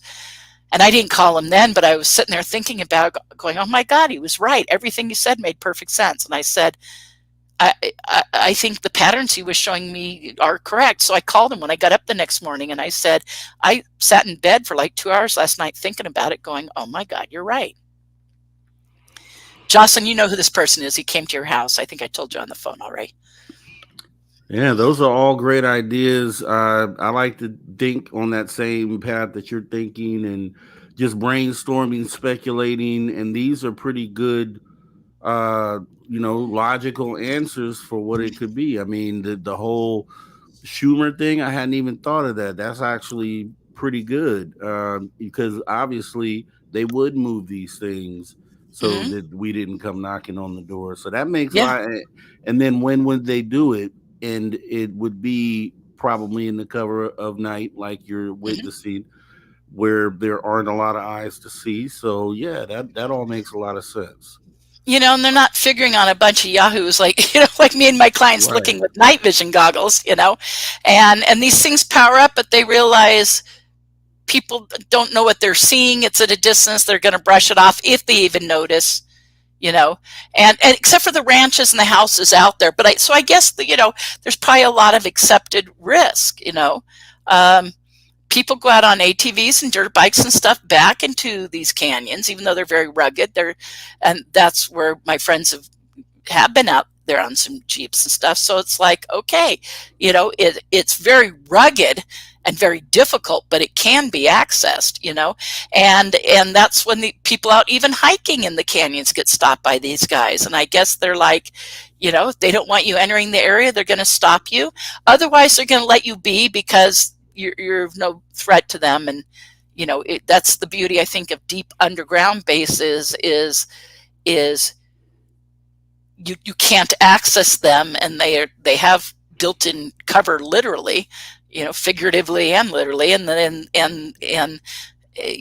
they're extremely secure, you know, and entrances probably, you know, if we get near any entrance, we're sending off all sorts of trips and, you know, and bells and whistles, I'm Labor sure, you force. know, Yeah. you know, sensors, but, and we're going to look for stuff like that. If we see it, we'll photograph it, you know, if we see anything we find suspicious that way. And I think it's highly likely that we would. And, you know, and just, you know, just do some research. And if we get stopped, you know, we've already talked about that in depth. We just, you know, for this group, it's just evidence. It's like, you know, we've heard all these stories. Now we could actually say it happened to us, you know, and so just chalk it up to evidence. The trick is, though, if we get stopped and turned around, it's hard to ever go back. Although I guess they would just stop you again. I mean, I was talking to Science Bob today about it.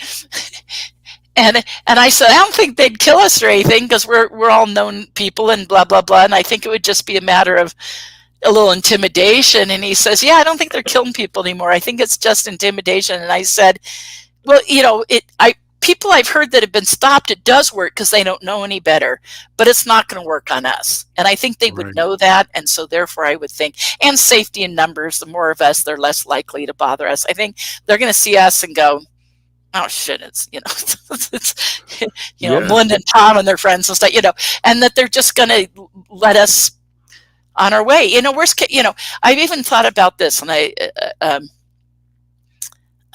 talked to a couple of friends about this now. It's like, worst case scenario for me, because I've had what I believe are 2 MILAB experiences there. It's like, what if they take me and that's something like that? And I'm like, well, I was telling a friend today, I said, well, I survived. I guess it was Bob. I think it was Bob McGuire that I was saying, well, I tend to survive it. You know, they take me back in one piece. And I'm like, they obviously need me or find me useful. So I guess I'm not worried about that happening. I'm not welcoming it or inviting it. It is difficult and can be frightening. But at the same time, it's like, well, I've survived them so far. There's no reason to think I wouldn't do that now.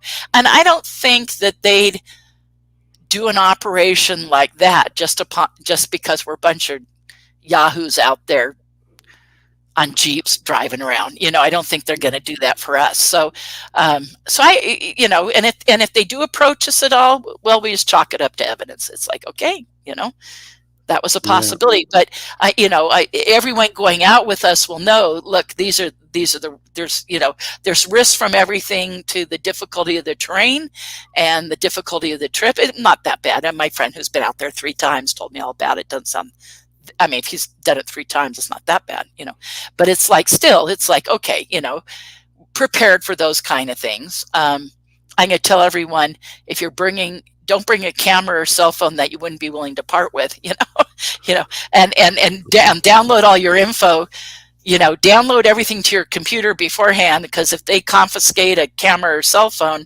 don't have anything on there you're not willing to give up, you know. I'm serious. I'm serious about that. No, they would definitely confiscate and will never return. They've done that to many people around Area 51. Yeah, well, everyone I know about Area 51 that's had that happen is most of the stories, people got their equipment back, but minus the memory chip or minus the film or whatever, you know. So that you get your equipment back, you know. But at the same time, it's like they're going to download anything you have on it. So, you know, will I have my cell phone on me? Yeah, probably, but I'm going to download everything to my computer ahead of time. You know, I think it's smart to have a cell phone for emergency purposes. And I'm going to, you know, try to take pictures. So if they don't confiscate anything, I'll be, you know. So I guess I shouldn't be announcing what we're doing, but, you know, we're not saying when or anything. So, you know. Well, once they realize they have Melinda Leslie on the case as someone who's going to be persistent at uncovering answers, then that's when they're going to have a problem with it. Like, you're not just a person that's going to walk away and never come back. That's what I said. I think, and safety in numbers. I was talking to Bob about this today, and I'm literally like, I think their best course of action with us would be nothing. Like, just, you know, batten down the hatches, literally and figuratively, you know, let them just look around and don't do anything until they leave, you know. But the fact that they're doing this major operation and these flights of 40 and 50 things in a half-hour period right over where anyone can easily see them. There's ranches in the area. There's, like I said, new housing developments not far, and you go, obviously they're not too worried about people seeing this, like they're doing what they're doing. Yeah, they don't want stuff flying in because I guess aircraft, could be a greater difficulty or something, but whether anyone on the ground sees it, obviously they don't care. So I don't think they're going to care about us going out there, and they don't care about all the people, that Tom and I and the owner of the center and everybody else has heard these stories of these people who've been stopped and turned around out on these trails. Obviously they don't care that person sees them. I think it's, no one's made an issue of it. I don't know, maybe I'm gonna have somebody wag a finger at me because I'm making an issue of it, but I'll accept that risk. Again, anything to me is evidence. Anything is evidence. So yeah, and I think they're counting on stigma and intimidation being the factor, and the fact that the people that they're confronting are people that are only out there once in a blue moon. They can't put together a pattern like what you guys have done here. So, and it's hard to say what they would do. Obviously, with you being published figure, hopefully there's not much they would do. And Rob, it's like my years of work into the working group.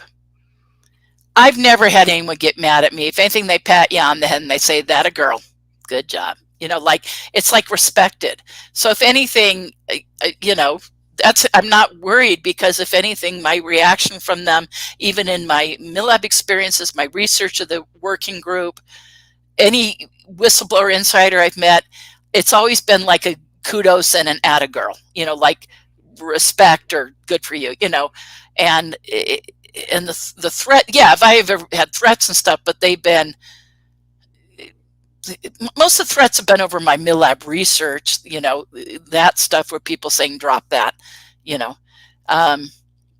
but even that hasn't really happened anymore, because I think they realize it ceased to have any effect on me, and believe me, I mean, I know people that they threaten it. I know people at Hikes, I'll never go down that trail again. Okay, that young man who got thrown off his dirt bike and a gun on his chest has told my friend, I'll never go back there again. And also because 2 or 3 years later, he's at, I don't remember if I already said this part, he was at Walmart and he had a full-on MIB experience. Did I already say that part? Yeah. Mm-hmm. Okay. So he had this full-on MIB experience, and that, even though all they said to her, how you doing these days? Everything okay? You're doing okay now? Whatever. And it just had such a veiled thing, they didn't need to say anything else. And it was like saying, we're keeping our tabs on you, that we're going to show up out of the blue in a Walmart and talk to you, So he was very intimidated by that. And so he's afraid that they'll do something. Well, if I get to meet this person, which my friend said he'll introduce us, I'm going to say, look, they're not going to do anything, They intimidated you. Oh, they think they're successful. That's why they do it. But if you're not intimidated by it, they'll stop doing it. And I've helped other MILAB cases and stuff who've said, okay, they end up leaving them alone, or, and again, all my connections to any insiders have always been more congratulatory than not, so.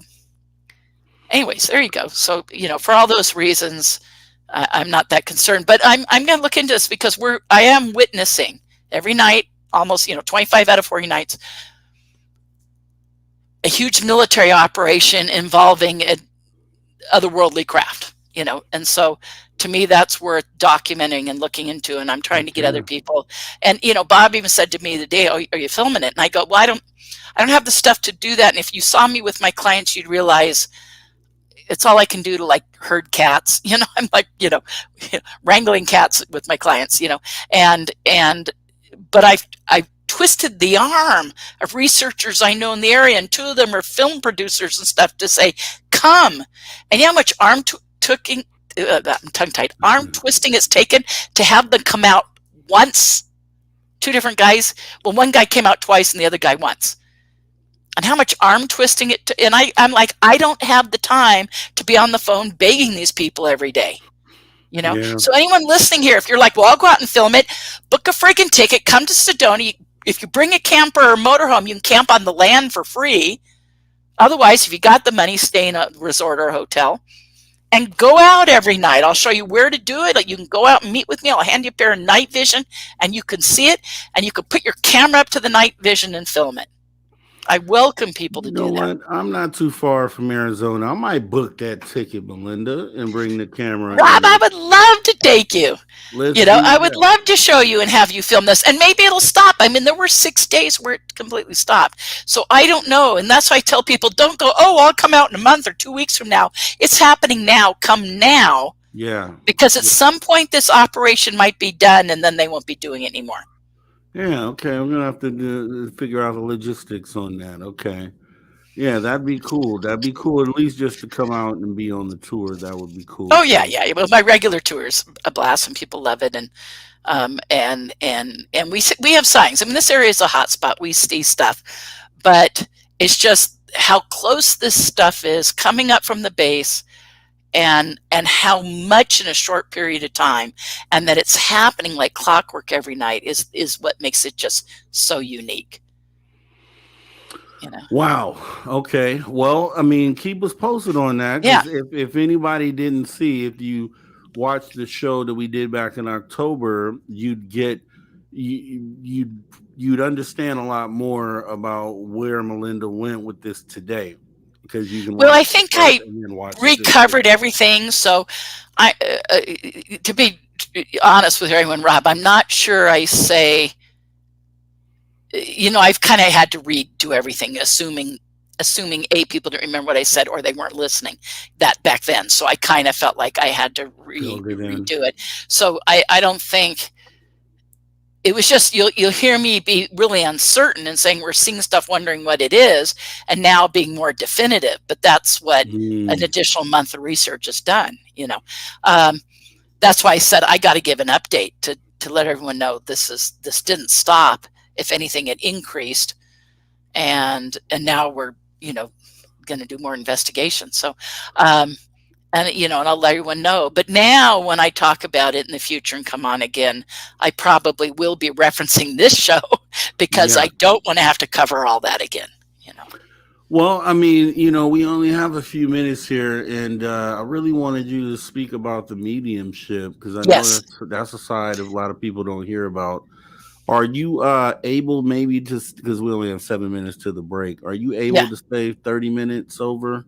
Oh, sure. I'll stay as long as you want me. Whatever you want. It's your show. I'm here for whatever you want. And when you say bye-bye, Melinda, I'll leave. All right. Well, that's what we'll do then. We'll definitely have Melinda at least for the first half hour of the next hour. And yeah, if you could kind of just let people know what you're doing with that and how you know, you're interested in, because I looked into it, and mediumship is a pretty, you know, it's something that I understand that we can all do, and you can get trained, you know, potentially to unlock things that allow you to do this. But if you'd like to talk about it, at least for the next 6 minutes before we go to break. Sure. Well, I think in the very beginning of the program, you had asked something about how did I get into that. I think maybe until the break, that's a good thing. It's really something. Sometimes some people. Now, okay. First, we should clarify. Everyone who says they're mediums means something different, and everyone who asks for mediumship means something different. A medium is usually the medium, the go-between, the person in between. Medium, the person in between the spirit world and this world. And so you can be a medium in extraterrestrial communication. You can be a medium in spirit guides and spirit animals, and, you know, etc. But I'm the very traditional deceased loved ones. So dead people. Okay. Deceased loved ones. And so I think to clarify that, and then I also do general life, which is being an intuitive and getting information from a person's spirit guides, because that's my specialty. Some people, you know, different people use different modalities. You can use a tool like tarot or any other kind of oracle card deck, rune stones, that kind of thing, astrology, the planetary alignments at the time of someone's birth and that day and period of which you're doing the reading in, etc. And boy, I just simplified all those things, but I know you cover some of these things on the show, and the Spaced Out Radio has. But as I said, I'm the very traditional deceased loved ones, and then I work with a person's spirit guides for general life readings. And your spirit guides, I call the pantheon of guides. I tell people, as many people as you've known, people and animals and pets, or even ETs, if you have that experience that you have in life, even more in spirit. In life, I should say, in the third dimension with you. In the third dimension with you, and everyone you've known and all the animals you've known. Well, I always say, you know more in the spirit world, because spirit world gets into also your past lives, not just this life. It gets into the life between lives, that kind of thing, the Raymond Moody stuff, and then it gets into other dimensions. And I tell people there's multiple dimensions. This that we're doing right here on this radio show is in the third dimension. Mostly, some people are sometimes in a few other places, but mostly third dimension, but there's all these other dimensions. So I work with someone's guides from all these other dimensions. I know you guys, this sounds as woo as can be, but so in ufology, by doing this show right now, and switching gears right now, it's like I'm kind of coming out of the metaphysical closet, if you will. Now I've been out, people who know me, my clients all know I do all that, and a lot of researchers in the field, but I don't do a lot of radio talking about these other things. Well, for years in ufology, it was kind of taboo to get into it. And now it's almost in vogue in some way to talk about consciousness and all these other things. And even you have scientists and CIA people, and they're talking about it, we were talking about Skinwalker, and they got into it big time, and so you start to go, okay, there's these other areas that are part of this and always have been. And I think it's healthy. Well, it might be confusing for a lot of people to talk about it. I think it's healthy to be talking about it. But for myself, Jocelyn, who's listening, it's always been a part of our experience. And it's very common for abductees, even going back, I've been in the abduction research field for 35 years. And you go back to those, early 90 periods and stuff, and those known abductee cases. And there was always this chicken or egg question: which came first, the psychic or the abductee? Is it a byproduct of being an abductee? Well, yeah, it does enhance it, and stuff develops. And is it a causal factor for being an abductee? Well, yes. Now it's well understood in abduction research. There's a genetic component. It goes back in families. So does intuitive abilities. There's a genetic component. It goes back in families. And so, was your being an intuitive one of the reasons you're having AT experiences? Quite possibly, yes. And it's absolutely enhanced and brought out as a byproduct of it. I mean, I could give story after story and abductee after abductee who's had those things happen and increase, and outright to the point where the abductees are training you in psi abilities and testing you. That's a very common thing that happens in abductions. There's many common things, but it makes the top 10 list, for what happens in abductions and in contact as well, conscious contact. So going back to me though, so I was always psychic and intuitive. When I was in high school, I got really in touch with it. It's a lot of people will have right there, Melinda, 'cause high school. So remember, we're going to start at high school. Okay, got it. Pause for the cause. Take the last break of the night as we jump back with Melinda for the next half hour of hour 3. She will be talking about mediumship, and we will be leaving off at high school. So I'm going to remember that. And we'll be right back here, guys, on Spaced Out Radio. We'll see you in a minute.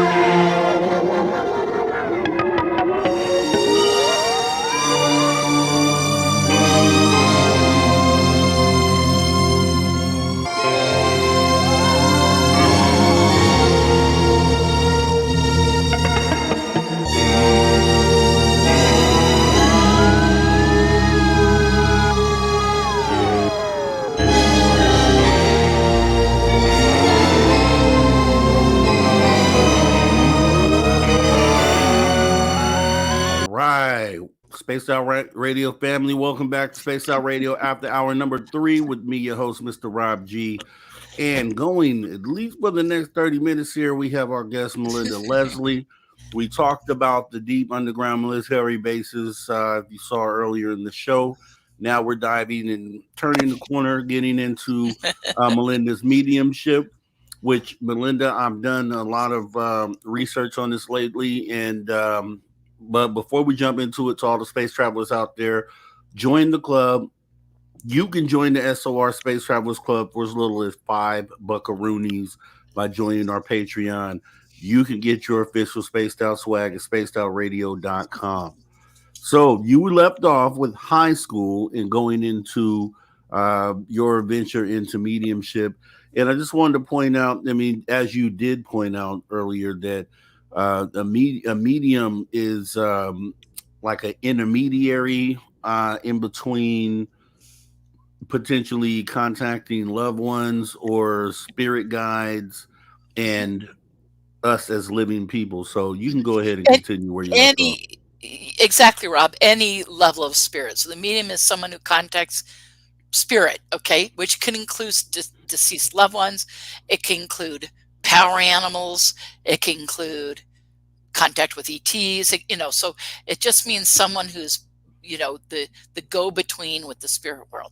And people have natural ability for this, some people, and then it can also be learned or and developed. Okay, so I had a natural ability and was already intuitive. I was a really weird kid,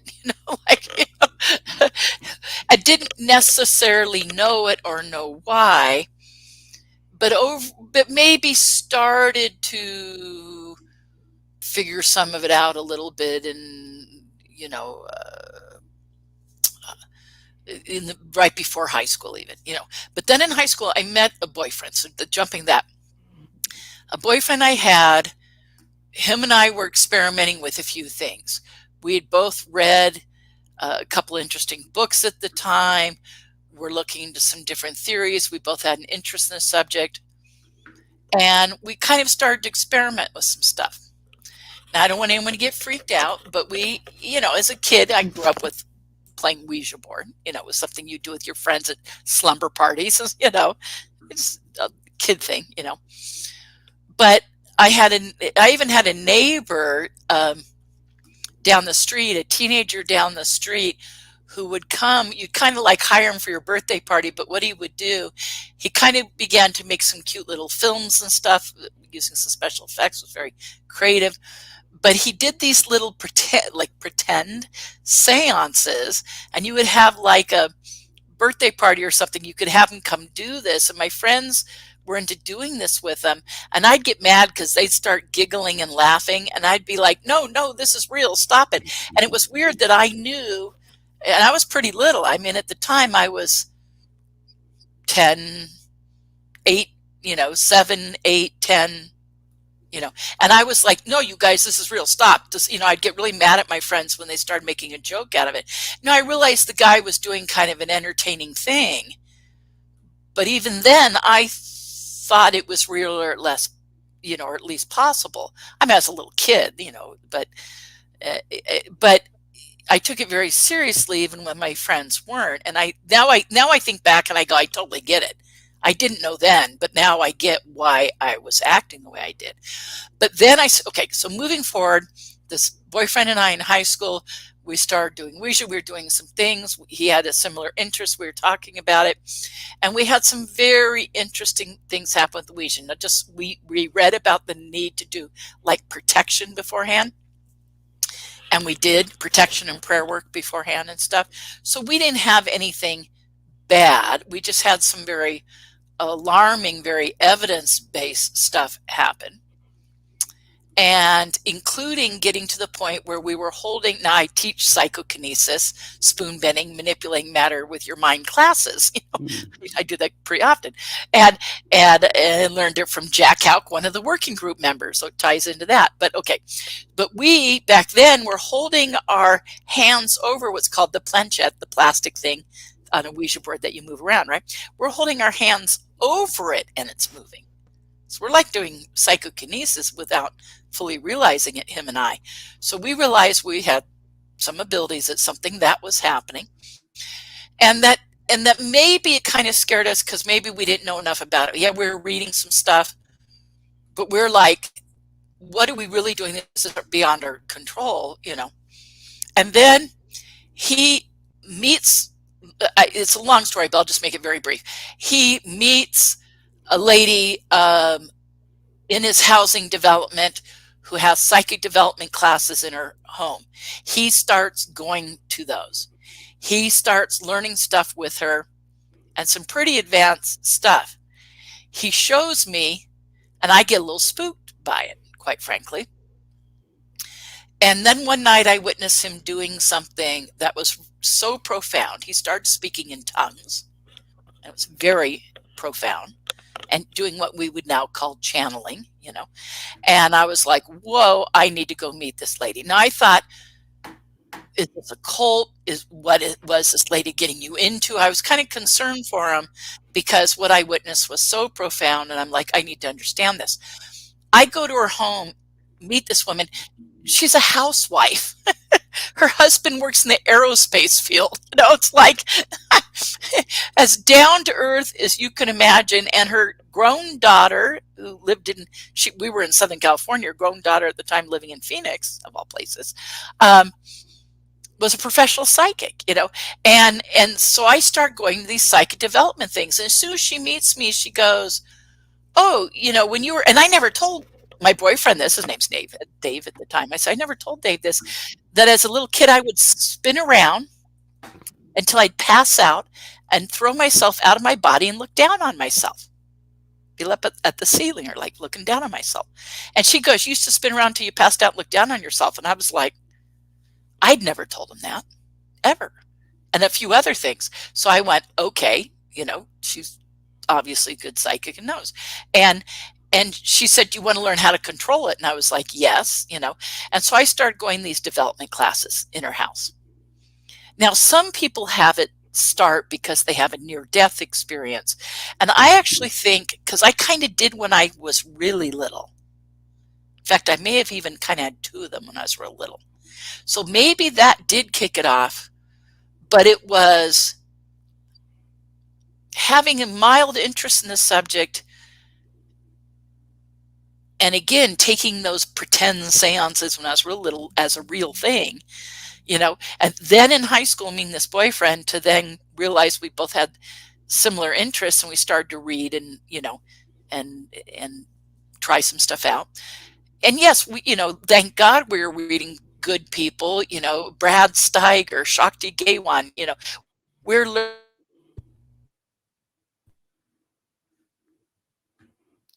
Oh, we may have just lost her for a second here.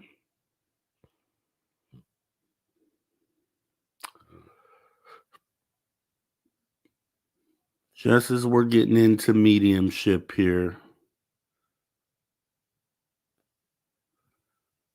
Okay, I can't wait to get her back because I want to hear more about this. And just so you know, this is like a psychic mediumship weekend because as you may or may not know, we have tomorrow's guest who is medium Valentina Marie. And she's in the paranormal as well. I don't know if you guys are familiar with her, but we are going to get to know her tomorrow. So we will be continuing conversation. So she's like a full-time medium, and she has some stuff going on. So we'll get Melinda back in here in just a minute. Finish up with her for about 15 minutes here. And then we got a couple things to do before we close out the show. So you guys just stay tuned. And looks like we got her back here. I hate Sedona's sucky internet. Sedona's infamous for having sucky internet. It's even worse where I live, so I come to my office because at least it's better. And we're having less problems than we did last time. Thank God. Yes. Okay, Yes. Rob, can you hear me okay? Okay, sorry. I can definitely hear you. Luckily, Yep. like I said, less problems than last time I was on the show, which was frustrating. Okay, so sorry, everybody. Where was I? So, it was that, and going to her psych development classes to learn how to use the abilities and stuff that I already had that I think were latent. I mean, even when I was really little, there was a period of, again, the era of kind of slumber parties and stuff. 7, 8, 9, 10, 12 years old, where we were doing that, what you call light as a finger, stiff as a board thing, lifting somebody up. And we got good at it, where we were, I think back to what we were doing, and we were doing full blown psychokinesis. Like,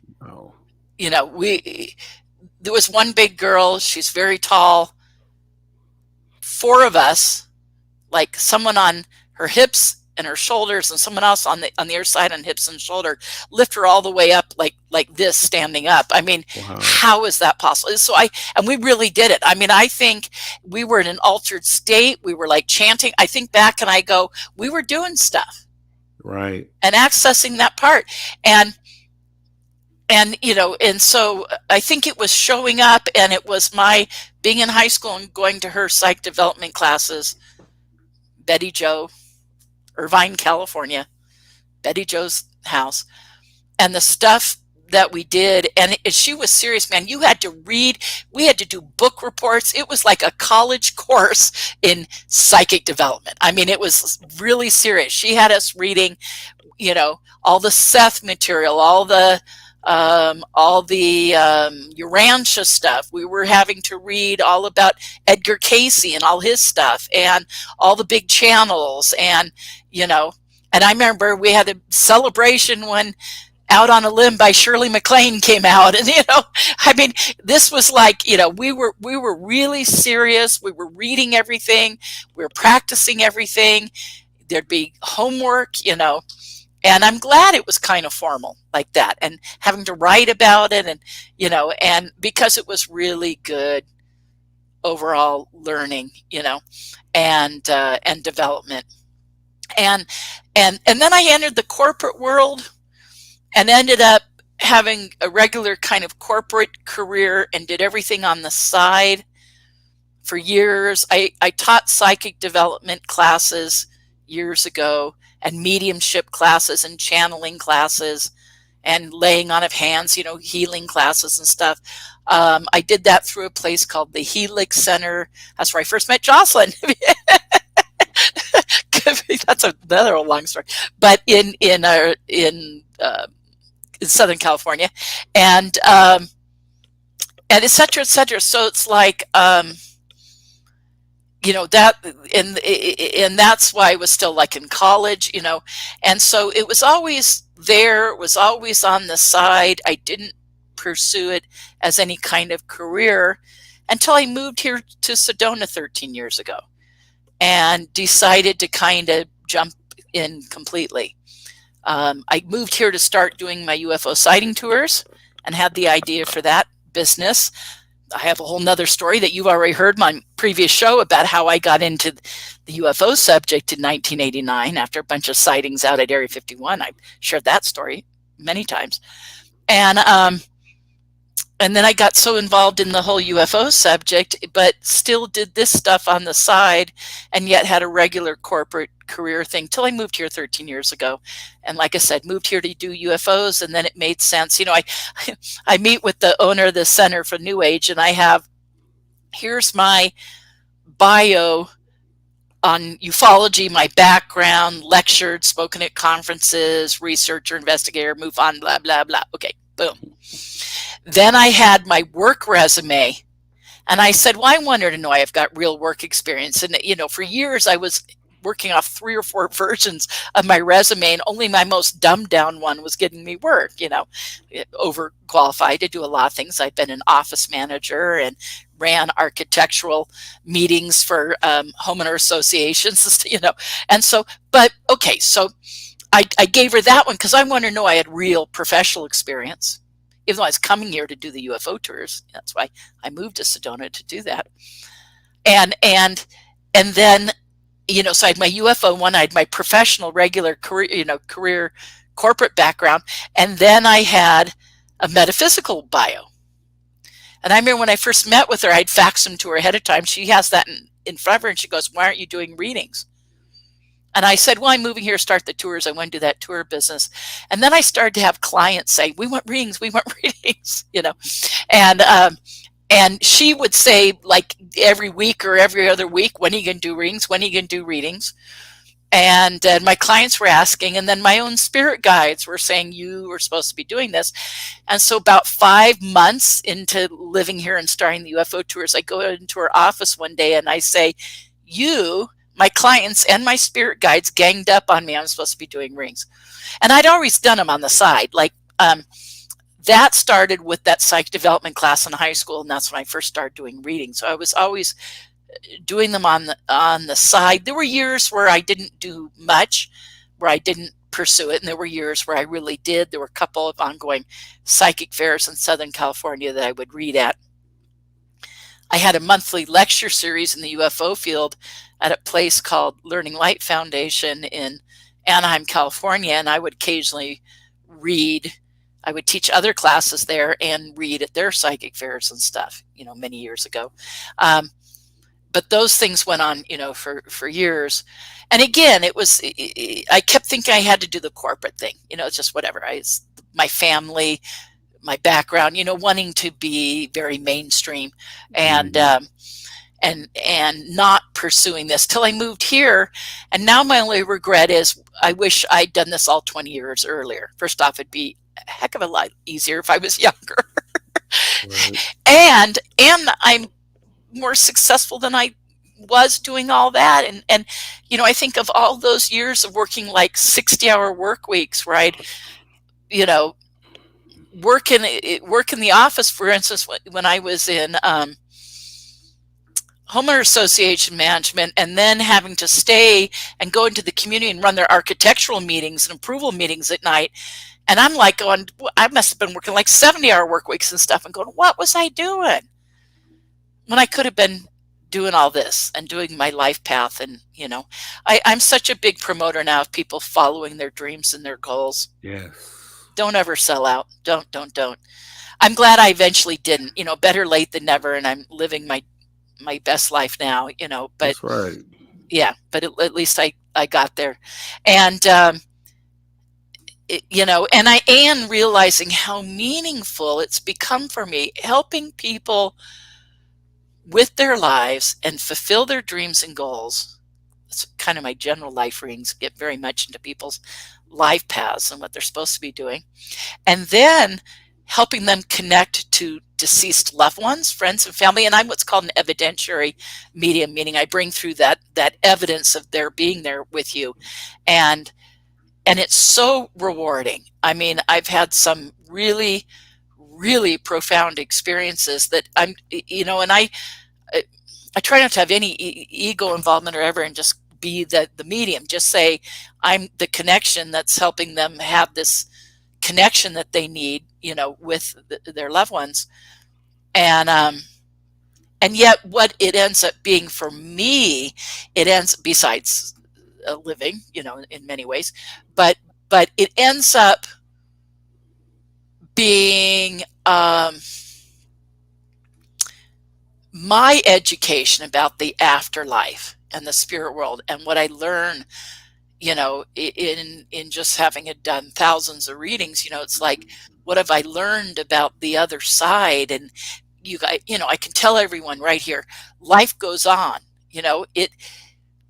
This is just one dimension. You're doing what you came in here to do and what you came in here to learn, and you reincarnate to learn those lessons and to be with the people you come in to be with, to complete karmic cycles and to heal and grow and learn. And we actually choose, everyone goes, oh, I don't want to be here. Especially contactees and stuff, like, take me off planet, but you guys, we all actually choose to incarnate here. And I'm hearing from the other side all the time, from all the spirit realms. It's like New York, if I can make it there, the song, I'll make it. I won't sing, I'll spare everybody. But if I can make it there, I'll make it anywhere. You know, Mhm. if you can make it on Earth in this third dimension, because this is where your thoughts make manifest, everything you think is what you create. And all you have to do is change your thinking and everything changes. And once you experience that and you learn that here, I'm told it's easy everywhere else. And we choose to come back here because of the limitations. Because if you can overcome the physical limitations and use them to your advantage, someone said, oh, someone in the comments earlier said, what magic did you do in high school? What did you invoke? And I'm like, that's what this life is. It's magic. It's your thoughts make manifest, and you can change your reality. And if you can do it here, all the other realms, it's easy. And your loved ones on the other side just want to help you with that. They want to have you be happy. They want you to be happy and successful, which is success on every level, happiness, love, all those things. Because then when you pass, there's no regrets.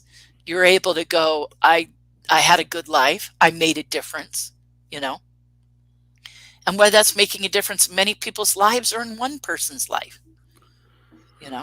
Well, I have a few things here for you, Melinda. I have Carl Okay. Bentner, who gave a super chat earlier, stated that he will, Melinda, I will go out there with you. So he's Good. agreeing to go out on one of these tours. We have Rafin, who stated Well, that maybe I'll let people know, because I don't want this to come off like a ploy that you have to take my tour. If you want to come take my tour, great. You sign up for the tour, and that right now, it's going to change. But for the rest of the winter, it's like meeting me at 5:30, and we're done at 8:30. But I'm saying people don't have to do that. They can say, I'm going to come out. Can I come out and be with you at the 8:30, period, to experience the stuff you're talking about with the base? And I won't charge you for that. I don't charge my clients for that. I'm going to do it anyways, and it's just nice to have company. Now, the only benefit to having you do my tour beforehand, well, first off, you pay for that. That is hello. That's a benefit to me, no doubt. But also, it's the training I give you on that. So by the time we're looking later, you know about the amber lights, the color, you know how to tell if it's planes or satellites, like all that stuff, because I've gone over it in spades. So maybe that helps, and that's a good reason. But I want someone to know it's not a requirement to take my tour. If you want to come out and film this because you want to see the stuff with the base, you could show up and meet me at 8:30. That's fine, and you're not having to pay for the tour. But if you want that training and that information, then by all means take the tour. There you go. Yeah, it's all about the love and support. You family here, and we all love and support you. And thank you. It goes both ways. So thank you. I love you. Thank you. And Raven says maybe that underground base, maybe it's a Space Force base, possibly. Yeah. Well, it's been there a long time. But there's also discussion of how long has Space Force been around. That's one thing my friend out with me the other night, he said, Space Force is a public announcement of something that's existed for 50 years. I said, yeah, maybe. Yeah, And so, that may very well be the case. But, I knew a client who came on my tour one night. Turns out his family had a ranch back in Sycamore Canyon going back in like the 50s. And he said, 50s or 60s, I forget exactly when he said, but way back, his grandparents had a ranch back there. And he said they filmed with a movie camera these big military convoys. And he said there was like them and one other house down miles of dirt road. And they said military convoys going by and giant earth drilling machinery, just like we've all seen the pictures of the giant, tunnel drilling machinery on flatbed trucks and stuff going down their road. And they filmed it. And of course, over the years, somewhere I've got his information. I know I kept it, and I got to find it someday, because I remember when he told me, I'm like, do you have this? He said, no, but my parents do. They still have it. I've seen it, and I'm like, I will fly on a plane to go and see this footage and to help digitally, get it scanned or whatever we need to do to get it digital, because it was like reels is my understanding. But I'm like, I need to see this footage, Well, Jessica S asked if any of your pictures disappear off your camera on these tours. No, on my tours, no. No. I've not had pictures disappear. I mean, as a MILAB, people have their computers messed with and stuff. That's different. That's not energy or something doing that. That's the government going in and, that's covert guys going in and taking stuff. I've had, that's something that comes up in many of my cases. Luckily, I had very little tampering like that. Back in the 90s a little, but not since then. But I had cases that had whole files go missing and stuff like that. So that's, oh yeah, one guy I worked with for a while, they were really going after the stuff he had on his computer, and it was repeating. And then there's a famous case of that. Well, I don't want to get into that. It's a controversial thing, but this was not that person. This was someone else, and they were really going after it. But he was getting all sorts of evidence of it, and out of all my cases where they were going into someone's computer and electronics, that was the most extensive. Where they were really doing that, and he was getting evidence of them doing it. Yeah, that was pretty wild. And he was researching all sorts of stuff in those files, not conspiracy stuff, just UFO stuff, but really getting into it. But I said, they're just doing it to intimidate you. Other researchers have the same stuff in their files. Why aren't they going after them? Well, it wasn't about the stuff. It was about intimidating him. And a lot of times that's what that harassment stuff is about. It's meant to, because during that time, it did kind of freak him out, and he kind of pulled out. See, why do they do it? Because it's successful. A lot of people are intimidated. They pull out of the field. They stop going public. I've had so many abductees. I know more abductees that have pulled out of the field, been public and pulled out, than are out there talking now. I could list a bunch of famous people that if you've been following the abduction thing since the 90s, you'll be like, yeah, what happened to those people? And you don't hear from them anymore, or you hear very little. And then there are exceptions like Whitley and Debbie Jordan and me, and there are people that are still out there. But I could give you a list of 20 well-known names who've written books that you haven't heard from in 20 years, or at least 10 years. And why do they do that? Because I've had people say, I want my life back. Right. I want normalcy, or I'm tired of the harassment, or also sometimes they're tired of how ufology treated them. That happened too. Well, we have 3 questions in relation to the mediumship. We have Canlin who asks, how can we figure out what side of the family our intuitive side comes from? Well, you'd have to know if somebody had, if someone had, unique religious beliefs, maybe pagan beliefs, maybe cultural beliefs. Did someone do psychic stuff? Was someone a healer? You'd have to look. You'd have to know that history of your family. I only have some very, very minimal anecdotal stuff going back in my family. I thought I was onto something with a great aunt, but when I kind of went after it, others kind of poo-pooed it. But I still think that's maybe where it comes from. My namesake of my middle name, which was my grandmother's sister. My middle name is Ruth, and so I have an Aunt Ruth. So but I don't have a definitive on that, and so, but I do know people that and I know many psychics that go, yeah, my one of my parents practiced it, or an aunt or an uncle or a grandparent practiced it, or so there's sometimes it's obvious. So you just would have to know about your family history to know if somebody showed signs of it and if it manifested in some way. And it could be as overt as someone practicing it, or doing it, or known for being involved, or it could be just, well, there's somebody who always had an interest, or always had the books on it, or had weird friends, or whatever. So you'd have to piece that together. Actually, come to think of it, I actually have anecdotal evidence, as I'm seeing they're saying that, of maybe both sides of the family. But again, not anything I can really put my finger on, yeah, not really anything I can put my finger on, but definitely I know of other people that have that. I mean, Jocelyn's definitely got it going back in her family.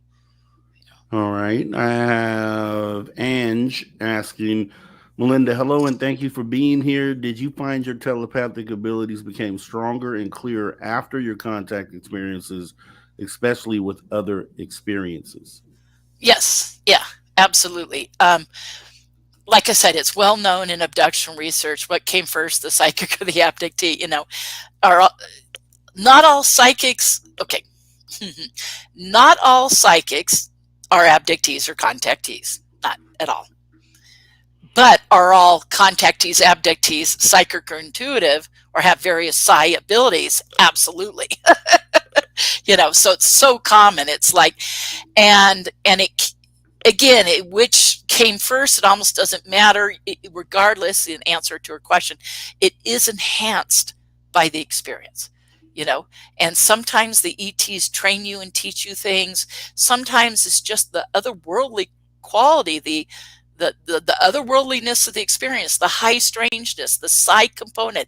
Your communication with the ETs is all telepathy.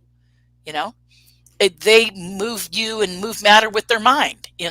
And so your involvement with them brings out those abilities or enhances them. And then that carries over. I used to have everyone talks about like the Skinwalker Ranch and that stuff and everything, what they call the hitchhiker effect and all that, right? Okay. I used to have a lecture series in Southern California in the 90s, and I had a guy come speak for me at least twice, maybe 3 times, by the name of Barry Taft. There's a movie called The Entity and a book that is based upon his research about a haunting and stuff that happened. The Entity is very famous, movie that was made in the 90s. And Barry came and spoke for me about what he called paranormal fallout. And it was well understood and established back then. We're talking in the 90s. It was well understood that if you had a sighting or a contact or an abduction, you had paranormal fallout. This other stuff would start happening. A case like Chris Bledsoe was typically understood. That wasn't an aberration. That was what everybody had happened. It's like, and he lectured all about it and wrote about it. And it was the fact that it's like having a sighting is a paradigm changing event, ontological shock, and so is an abduction or whatever. And then that carries over into your life. And so it's unlocked part of your mind where then you're like, you allow for more, you experience more. It's not that unusual to you. And if you had any latent abilities, it may bring that forward. But regardless, so many people, after having sightings, after, whatever it is, even guys in the military who've had sightings, say they have this other stuff, like the hitchhiker stuff. It's actually, again, Barry was lecturing and talking about it in the early 90s, and so you guys, it's nothing new. When I hear that now, I roll my eyes because it was like, yeah, I had Barry Taft come speak for me on that very subject, because paranormal fallout, stuff happening paranormally, is a byproduct of whatever kind of UFO or ET experience you had was really common.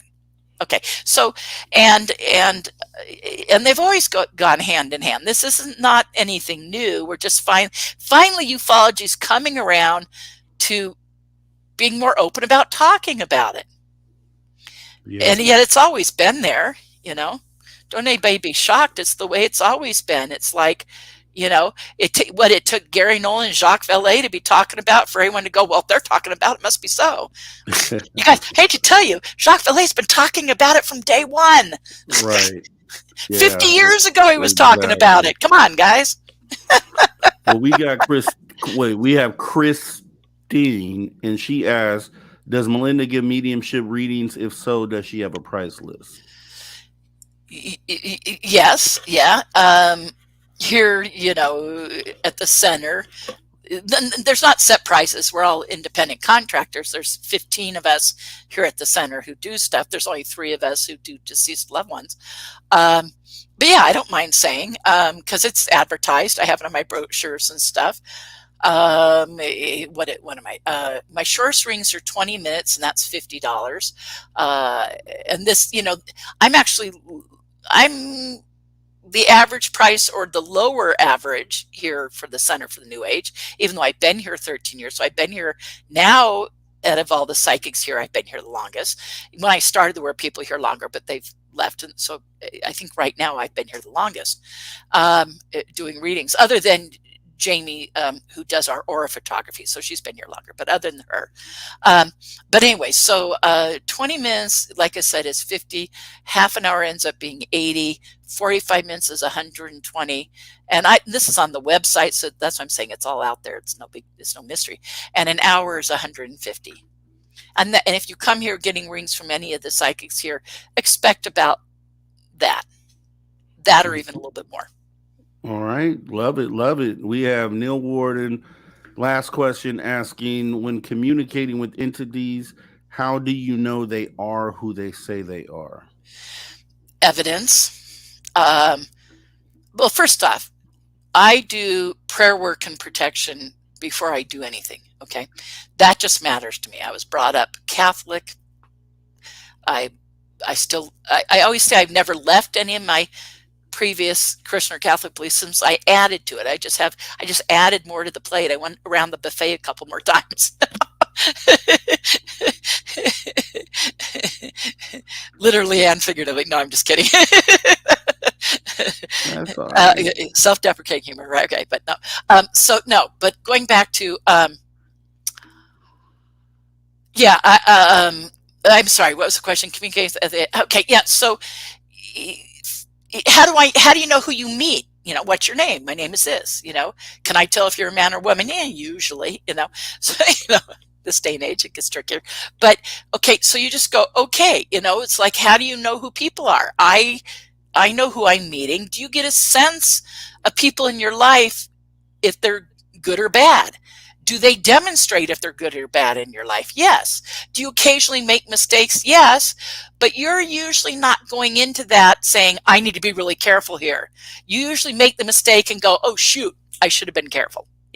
So hopefully I've learned through years of doing this how to know ahead of time, and so they are who they say they are because it's demonstrating they have the evidence. How do I know that they're someone's loved one? They give me all this detail, names, dates, what they look like, things you own that used to be there, fond memories and stuff that I don't know if any of it's right till my client verifies it.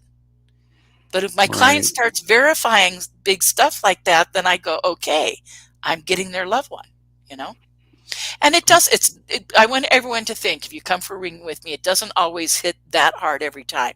It's like a scale. Sometimes it's all perfect match, hit, mind-blowing stuff. I love it. I wish every ring could go that way. Sometimes it's more loosey-goosey, and sometimes I really suck at it, And but I've gotten this way. If I do sit with someone and I'm really sucking at it, I end it and I don't charge them. And I say, for whatever reason, this connection's not happening. And I just end it. Because but if I'm getting what I say more hits than misses, if more things are hitting and are making sense and are accurate than those that don't, and even sometimes you can be wrong and the person's recording it, and 2 weeks, 2 months, or a year later, they listen to that recording and go, oh yeah. I've had people say, I thought you were way off on my mediumship ring. They played the recording for a family member. The family member verifies everything I'm saying. And I've had people come back to me and go, I thought you were all off, and it turned out you were right. My mom, my aunt, my sister verified what you were saying. Constantly happens. That's so awesome. I've learned, and people will often ask, how do you do it? And I say, as you're developing, you got to be willing to be wrong. Ego goes on the shelf. You got to be willing to be wrong, because you're going to be wrong a whole lot. Until you've learned the signals, the feelings. I'll get chills. I call this psychic hit. Even on my tours, I'll say I'm getting a psychic hit. And it's a heightened sense of, on the tour, it's more of a heightened sense of awareness, like pay attention, something's about to happen. But in a reading, when I get it, I tell people it either means the information's correct, or at the very least, it has strong energy and emotion to it. And so if I start getting chills up my neck, up my arms, But that's usually when I'm getting what I call stream of consciousness stuff, where it's beyond just the evidentiary stuff, and I'm starting to get the whole story, you know. And I only know if it's right from the feedback I get from my client. And I've learned to just trust it, because the weirdest stuff, I've learned also not to interpret. You know, I learned a lot of skills that help me with being a medium from doing remote viewing. I'm a trained remote viewer. I took it from the military guys, a long history behind that. But there's things you learn in those skills with them that I was able to apply. And one of them is like, you don't call it a thing, you don't label it. You go into just describing it and giving as much data as you can, because I've learned not to interpret, just go with what I'm getting, what I'm seeing, what I'm being told. Because sometimes if I thought it was one thing, I'd be wrong. But yet if I just describe it the way it is, the client goes, oh my God, you know, and they know exactly what it is, you know. Perfect example. This is a funny little example. Okay. I'm reading someone, right? I get this like green grasshopper thing. This was a couple of years back. And I said, I'm getting this green bug, this bright green bug. And I'm reading a family. A family's in my office, and they go, we don't know what that is. Bright green bug. And then I said, it's got like a big smiling face on it. I said, the smiling bug? And I said, I don't get it. At first I thought I'm seeing it like, was there an interaction with a grasshopper? Maybe the loved one came through that way. I always tell people they're not incarnating as the bug, bird, of the animal, but they become bug, bird, and animal wranglers, because animals are so receptive to spirit. So they'll go like shoo shoo and make them come around. And so sometimes you have an experience and it's your loved ones coming through. So the dragonflies, the butterflies, the ladybugs, the coyote, the cardinal, that's a famous one. You know, these things can happen because they'll bring them around, especially if you knew they had a connection to that back in life. And then after their death, you have a unique experience with something like that. It could be them wrangling bugs, birds, and animals. You know, it happens all the time, my reads. So going back, so I thought, is that what's going on here? And then I said, it has this big, like fake cartoon smile, and it's laughing. And the family's like going, what? Except for one person in the family, one guy in the family goes, oh my God, because I was already getting their aunt. That had already come up. I got what she looked like. I got her name. So we knew I was already getting the aunt. And I was getting like 3 or 4 loved ones. But one of them was this aunt. And then he goes, oh my God, Aunt, you know, Emily or whatever her name is, you know, Aunt Emily, her Volkswagen Beetle. And they go, and then they all start cracking up. I go, what? And they said, it was bright green and we called it the laughing bug. It was the happy bug, the laughing bug. Right. And right. so by saying this bright green thing and then having it like a cartoon face laughing, and that's what she was showing me was her infamous Volkswagen Beetle and the trips they had it and stuff, fond memory stuff, you know, but I may not have gotten the car, but by getting the green bug, that with the big laughing cartoon face, the laughing bug, he goes, oh my God, the laughing bug. And then they all went, oh my God, the laughing bug. I go, what's the laughing bug? You know, but see, that's what I'm saying. I've learned just go with what I'm getting, you know, and maybe it'll make sense to the client. And it's almost like for me, the weirder it is, the more likely it is to be correct. I mean, I'll get the weirdest shit in my, you know, pardon my language. I'm sorry, Dave. I said the S word. You're fine. Well, zap hours. You're fine. Yeah, Dave has to zap that. But okay, sorry, man. But you know, I just get the weirder it is, often the more correct it is. And so I've learned, just don't interpret, don't hold back, be willing to be wrong. And I'll tell people, right or wrong, I'm going to say this and I've learned that just takes trust, and it takes that willingness to be wrong. Because until you learn the feelings you get with stuff, you know, I'll get that heightened feeling. I'll get those chills. I'll get a ringing in my ears, you know, whatever it is, I'll get something that I've learned to interpret as this is probably correct. And then if I start slipping into a really altered state where it's like what I call stream of consciousness. And next thing I'm just telling this whole story, not even realizing how crazy it sounds. That's usually really accurate, you know, and it is, I slip into kind of like an altered state, you know, and it just starts coming through more direct as opposed to in bits and pieces, but not always, you know, each reading is different. And that's in the beginning, I explain my whole process to people. It's kind of a long thing. It takes like 10 minutes of explanation, but people, I've just learned to do it because over the years, so many clients say, thank God, you know, I'm so grateful, you know, reviews and stuff. I'm so grateful that she's explained that to me, because then I understood how she was getting the data and how it would come through, you know, so it makes the reading go better when I get that explanation, because I can get it in these disjoints. I say to people, it's like I jumped the 5,000 piece jigsaw puzzle on the table. I get things in bits and pieces until the reading starts going along.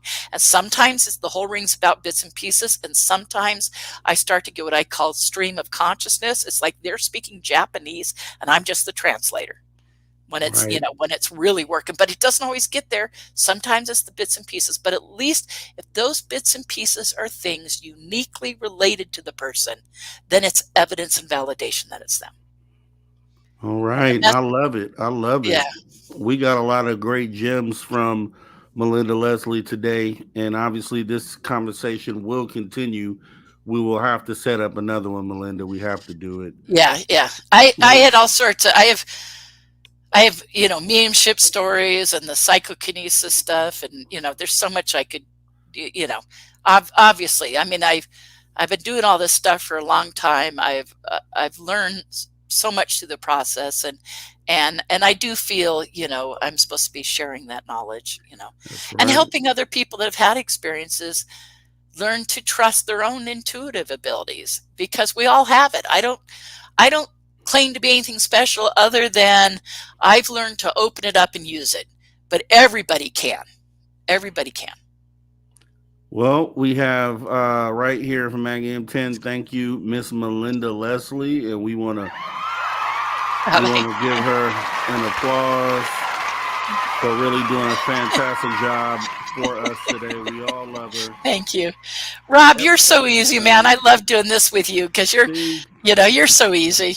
I mean, I love Dave. I love you too. If you hear this, you know, of course. But of course, we love Dave. But I mean, you know, Rob, you make me feel very relaxed. I feel like you and I are sitting in the living room having a discussion, you know. There we go. I love it, Melinda. Well, I want to thank you so much for coming. I actually have a call-in show that I do right after this. So just, I don't know if you're aware, so you're always welcome. If you're ever up, I know it's pretty late. We run pretty late over there, but if you ever get a chance and you're up, you happen to be up, it'd be great if you stop by. Okay. And how do I find that? That is my channel is The Social Dig. And okay, I've heard of it. At Mr. Rob G. Okay. And yeah, and we normally go like starting 15 minutes after this show ends, we start up over there, and we've gone for 3 hours. What I do is I bring the how do you have the viewers on energy, stage. man? I know. But it's a chance for the viewers to talk. So I get the viewers, like people here, they come on and they hop on stage and they tell their experiences and things like that. So it's just an outlet for them to be able to have a voice and speak. So yeah, that's what we do. Well, I love it. I love it, and I'll definitely check it out. Tonight I might be tired. Yeah, oh, I know it. So here's what we'll do, because I have to close this show out. I want to thank you, Melinda, for coming. Thank you.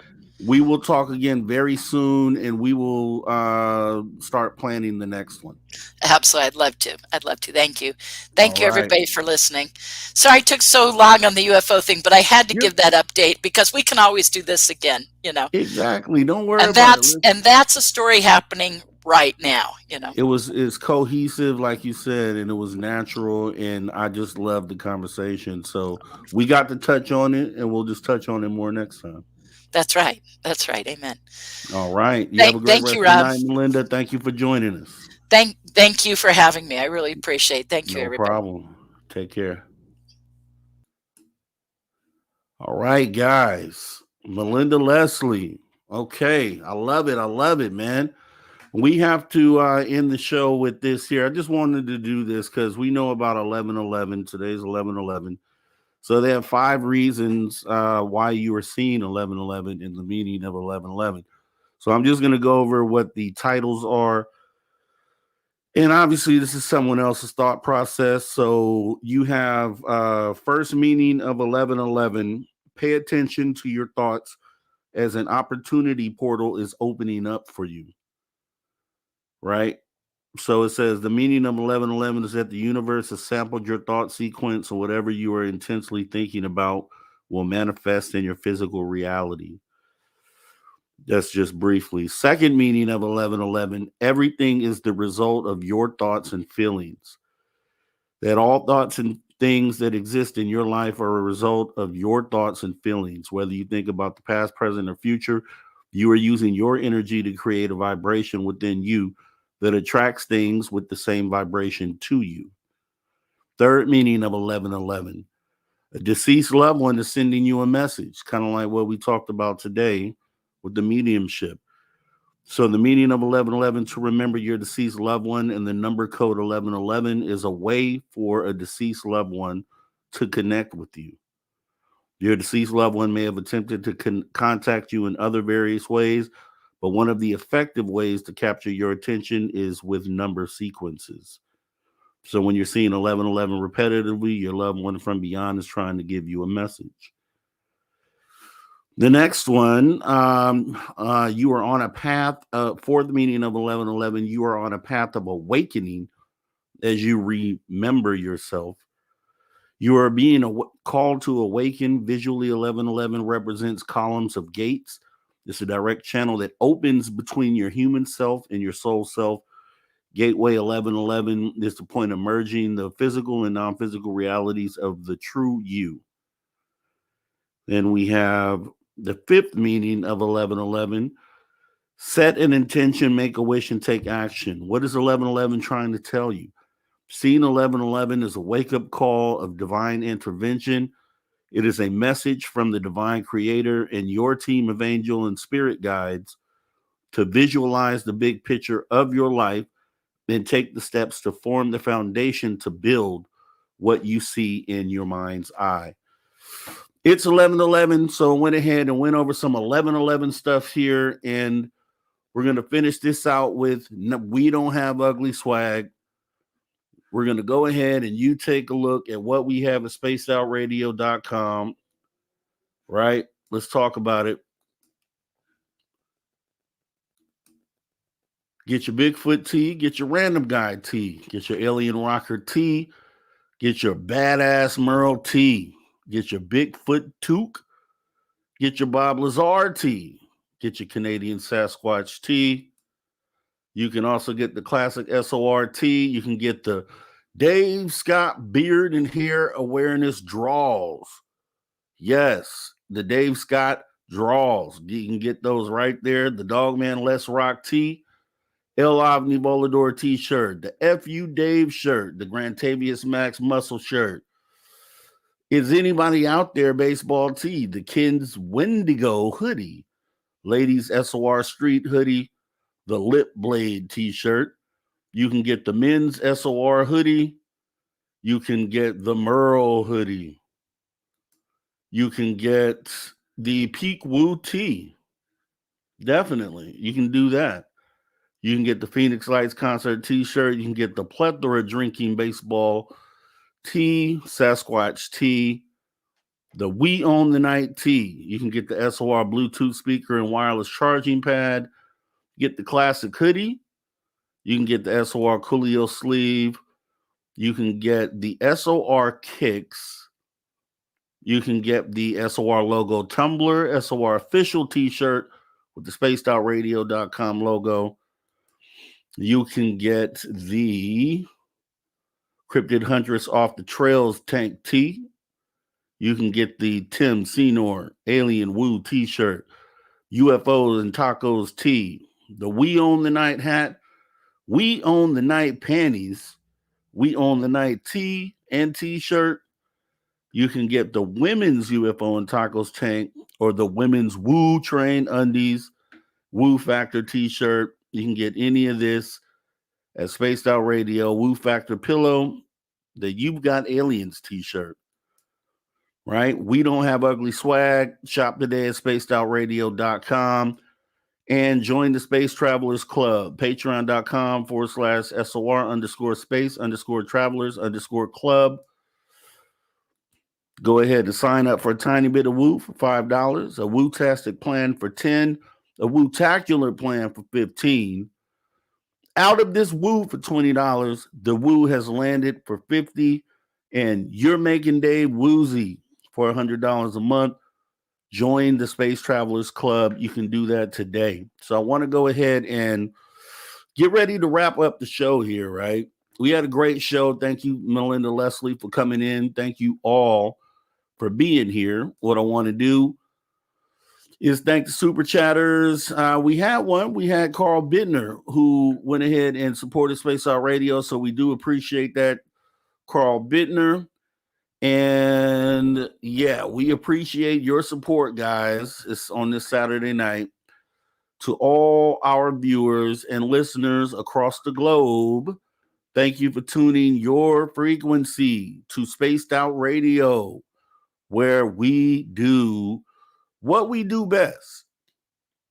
And what's that, you ask? Guys, we own the night. Take care.